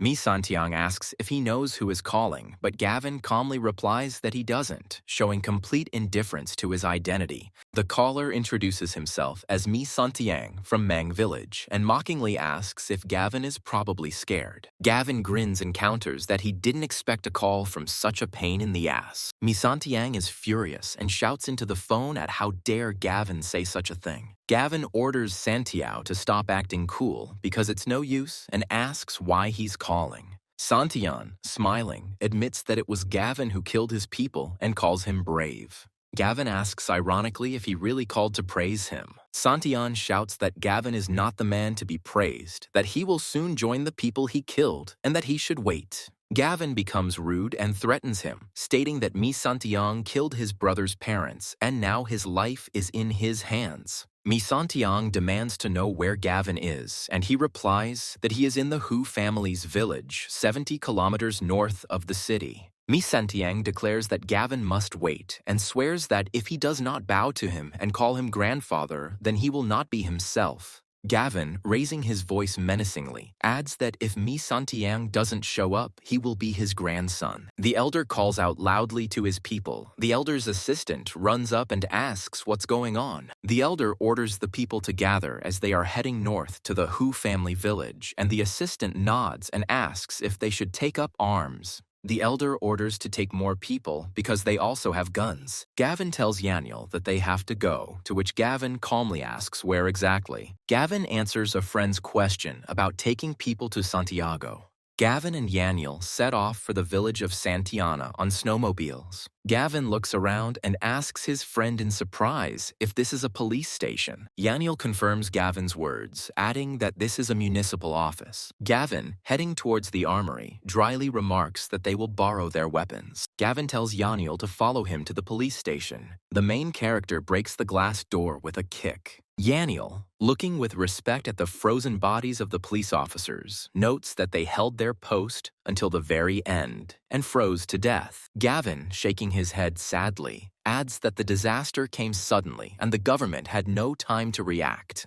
Yaniel, opening the door, announces that here is the weapons warehouse. Yaniel walked up to the door and tried to open it, but realized that the door was closed and told his friend this. Gavin took the gun and told his friend to step aside and he would handle it himself. Gavin fires a pistol at the lock in the armory several times. Yaniel opens the now unlocked doors to the warehouse and loudly announces that the warehouse is open. Yaniel, seeing the mountains of weapons, joyfully exclaims that they will hit the jackpot. Yaniel is surprised that there are even sniper rifles, and that's cool. Yaniel, pointing to the boxes, notes with admiration how much explosives there are. Gavin orders to take everything, as it will come in handy. Gavin took all the weapons and supplies into his invisible vault. Yaniel, hearing other people shout that they were here and seeing a group of people approaching, said that they had guests. Gavin notes that they weren't the only ones who wanted to take weapons from here. A group of people with a leader say that the weapons warehouse is here. One of the thugs, noticing Gavin and Yaniel in the armory, turns to his leader with alarm and warns that there is someone there. The gang leader, noticing Gavin and Yaniel in the armory, exclaims with annoyance that they were beaten to it. The henchman, peeking out from around the corner, reports in shock that the warehouse is empty and they have taken all the weapons. The leader of the bandits asks Gavin and Yaniel if this is their doing. Gavin squints and asks if it looks like them. The leader of the bandits answers uncertainly that no and orders them to be searched to make sure. Gavin insists that he will not let himself be searched under any circumstances. The leader introduces himself and demands a search, promising to let him go if nothing is found, Gavin declaring that he allows himself to be searched. The bandit, enraged by Gavin's insolence, growls threateningly that he doesn't even have a weapon, but he's acting so arrogantly, asking for a fight. Gavin, out of irritation and anger, kicks the bandit in the jaw, sending him flying, and asks the bandit to shut up.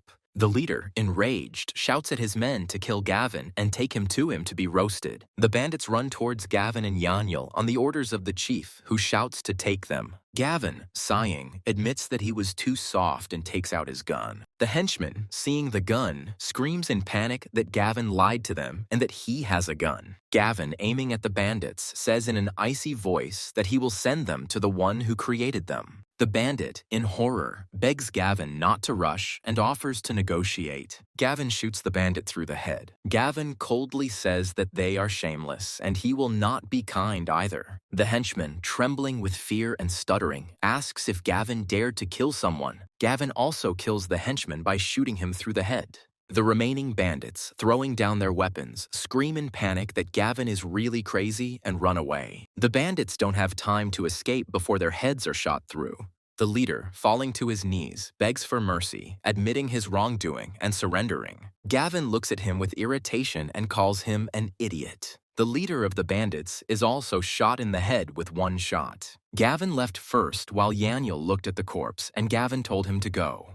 Santiang coldly orders that when they reach the Hu family's village, they must kill everyone, leaving no one alive. The elder of the village, Mong, allows him to take beautiful girls if they meet, but after that, he kills them because he does not feed the kept women. The elder's assistant, nodding, assures them that they know the rules, and no one will dare to come into their village, hurrying them to go faster. Santiang, estimating the distance, notices that the Hu family's village is far away and the journey will take 2 or 3 hours. Gavin notes that the Mang village is influential, and getting snowmobiles is not that easy, but if they meet face to face, he will definitely kill them. Yaniel reports that most of the fighting forces of the village of Mang are incapacitated. Gavin orders to go in and capture the shelter. Yaniel notices with alarm that the main gate is securely locked and getting inside will not be easy. Gavin grins and replies that it's easy because they have dynamite. The village people stand and guard the entrance to the village. One man notices a snowmobile heading towards the village straight into the passage. The security guard, perplexed, notices that the driver is not there and is driving on his own and realizes that there is something there. The snowmobile was completely filled with lit dynamite.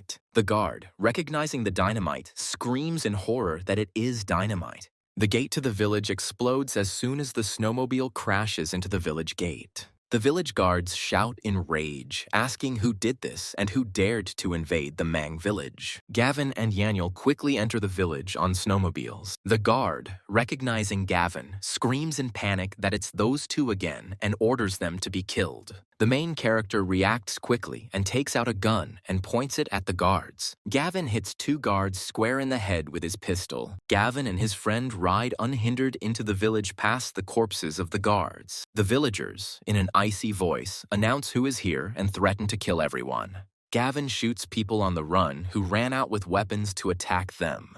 The guard, in a panic, shouts to quickly inform the elder. The guard who wanted to inform the head of the village was shot in the legs by Gavin. The village guard Mong, trembling with fear, begs Gavin not to kill him, justifying himself by saying that he is a good citizen and not one of Lee's people. Gavin, asking where all of Santian's supplies are. The resident, trembling with fear, points to the warehouse and begs that everything is in that warehouse. Gavin kills a villager by shooting him in the head with 1 shot. Gavin and Yaniel found themselves in the warehouse, looking around. Yaniel, looking at the mountains of supplies, notes with with satisfaction that Santian has brought in a good amount of everything, and now it is theirs. Gavin places supplies into his storage. The main character and his friend were returning back to their base. Yaniel adds with a chuckle that Santian will be furious when he finds out about this. Gavin says that he will first teach him a lesson, and then he will begin to reduce the power of his village, and sooner or later he will deal with him.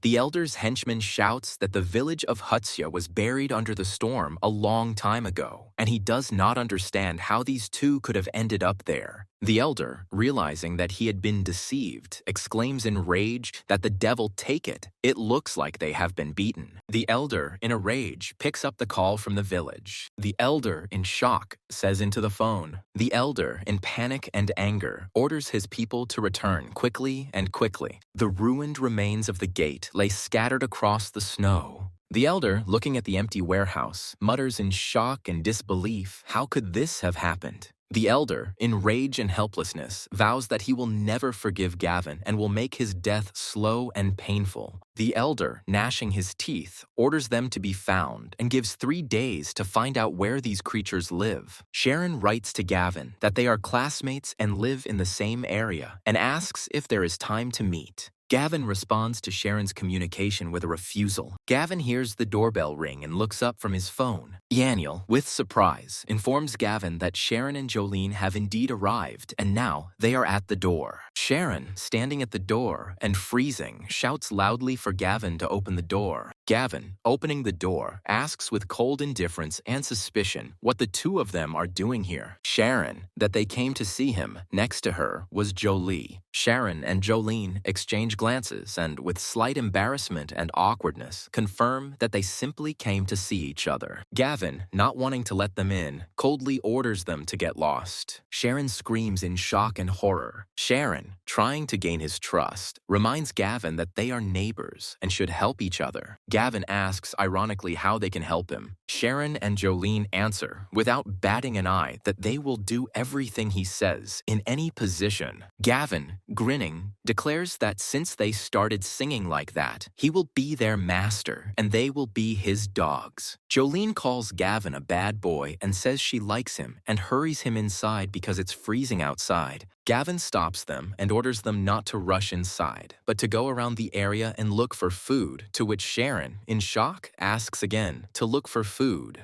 Gavin, in an icy tone, reminds them that their master told them to find food. Jolene, shivering from the cold, objects that with this snow and frost, they will die of cold. Gavin, not taking any objections, growls and slaps them, asking if they dare disobey their master's orders. Sharon is shaking with rage and indignation, and only you squeeze out. Jolene, not believing that Gavin is serious, tries to object that there is nowhere to find food in the area in this weather. Gavin cuts her off and slaps her as well, ordering her to move quickly. Sharon screams and presses her hand to her wounded cheek, asking if he is serious. Gavin dismissively calls them useless trash who can't even find food and unworthy of being his dogs. Sharon tells Jolene to leave. Jolene hisses that if they could find supplies, would they go to him? Sharon says they underestimated Gavin. Jolene, in desperation, asks what they should do, since Hunter won't last long and he's already run out of food. Sharon, realizing that they cannot survive without Hunter, decides that they cannot leave him and return back. Hunter angrily asks where Sharon and Jolene went. Sharon says they were looking for Gavin, to which Hunter angrily repeats his name. Sharon hypocritically claim that this bastard Gavin harmed him and they could not stand aside and went to Gavin to take revenge. Hunter asks the girls with interest and irritation what Gavin said. Sharon complains that Gavin is arrogant and they wanted to take compensation from him, but not only did he not cooperate, but he also hit them. Jolene tells Hunter that Gavin is a monster and that if they hadn't run away, he would have raped them, and demands that Hunter stand up for them. Hunter promises not to worry and says that he and Gavin are natural enemies and he will definitely kill him. Hunter, having decided to act, orders his men to follow him, to which his henchman asks in bewilderment where they are going. Hunter replies that he should look for me and that he's going, but Hunter's henchman remarks that they don't have snowmobiles to roam freely. Hunter confidently replies that the entire area is now theirs and everyone except Gavin will listen to them.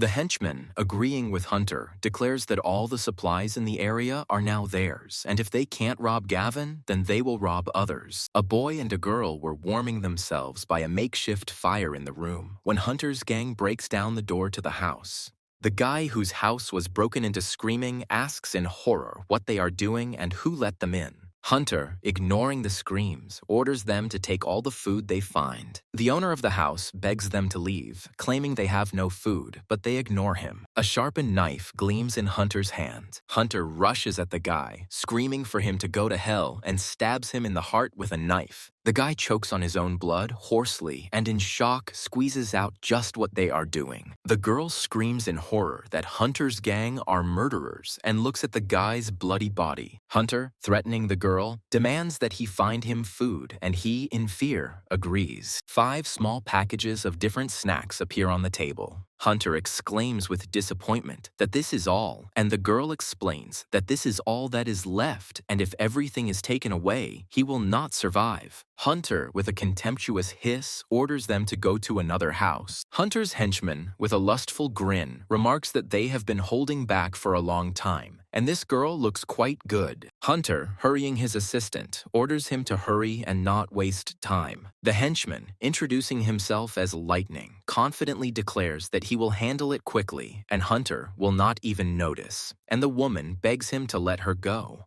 The residents complain about Hunter, but he orders them to shut up and demands that they hand over the supplies, suggesting that those who disagree should deal with him personally. Gavin, reading the chat, says darkly that order is breaking down and the real chaos is just beginning. The people complain that even by looting they won't get much, and advise him to go to Gavin, who, according to rumors, has plenty of supplies. Gavin looks at these messages and looks concentrated.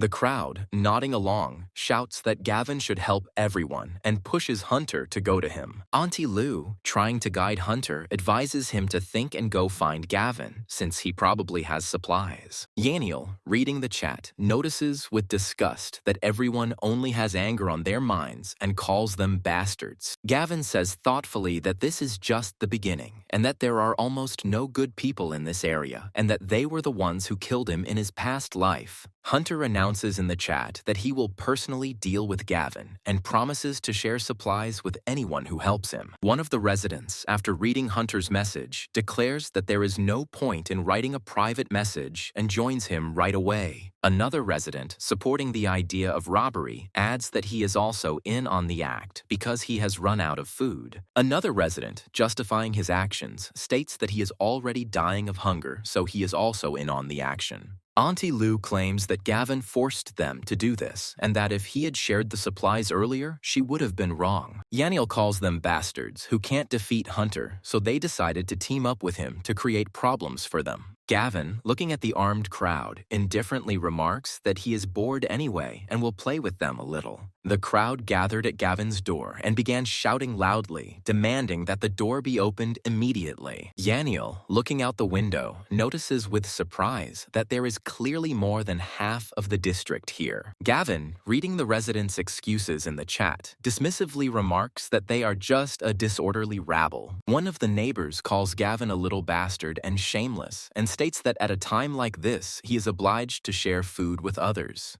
Yaniel, having lost his patience, decides to start the conversation himself and says that he's going for a walk. Gavin, taking the sniper rifle, coldly says that there is no point in going out. The crowd begins to insult him and call him a coward, shouting that he is sitting inside. The crowd screams, and someday his supplies will run out, demanding to share, and threatening that he has turned the whole area against him. Hunter's henchman, watching the stampede, asks Hunter if he thinks Gavin will get out. Hunter replies that if Gavin shows up, he will be killed, and if he doesn't, it will further fuel the crowd's anger, and they will force the neighborhood to fight him. A man in the crowd, shouting insults, calls Gavin a soulless beast who watches them die and does nothing. The man is instantly shot in the head with a rifle. There is a cry of horror. The crowd parts, and someone notices with horror that the man is bleeding from the head. Gavin, aiming his rifle, notes with satisfaction that the sniper rifle is comfortable and powerful, and fires again.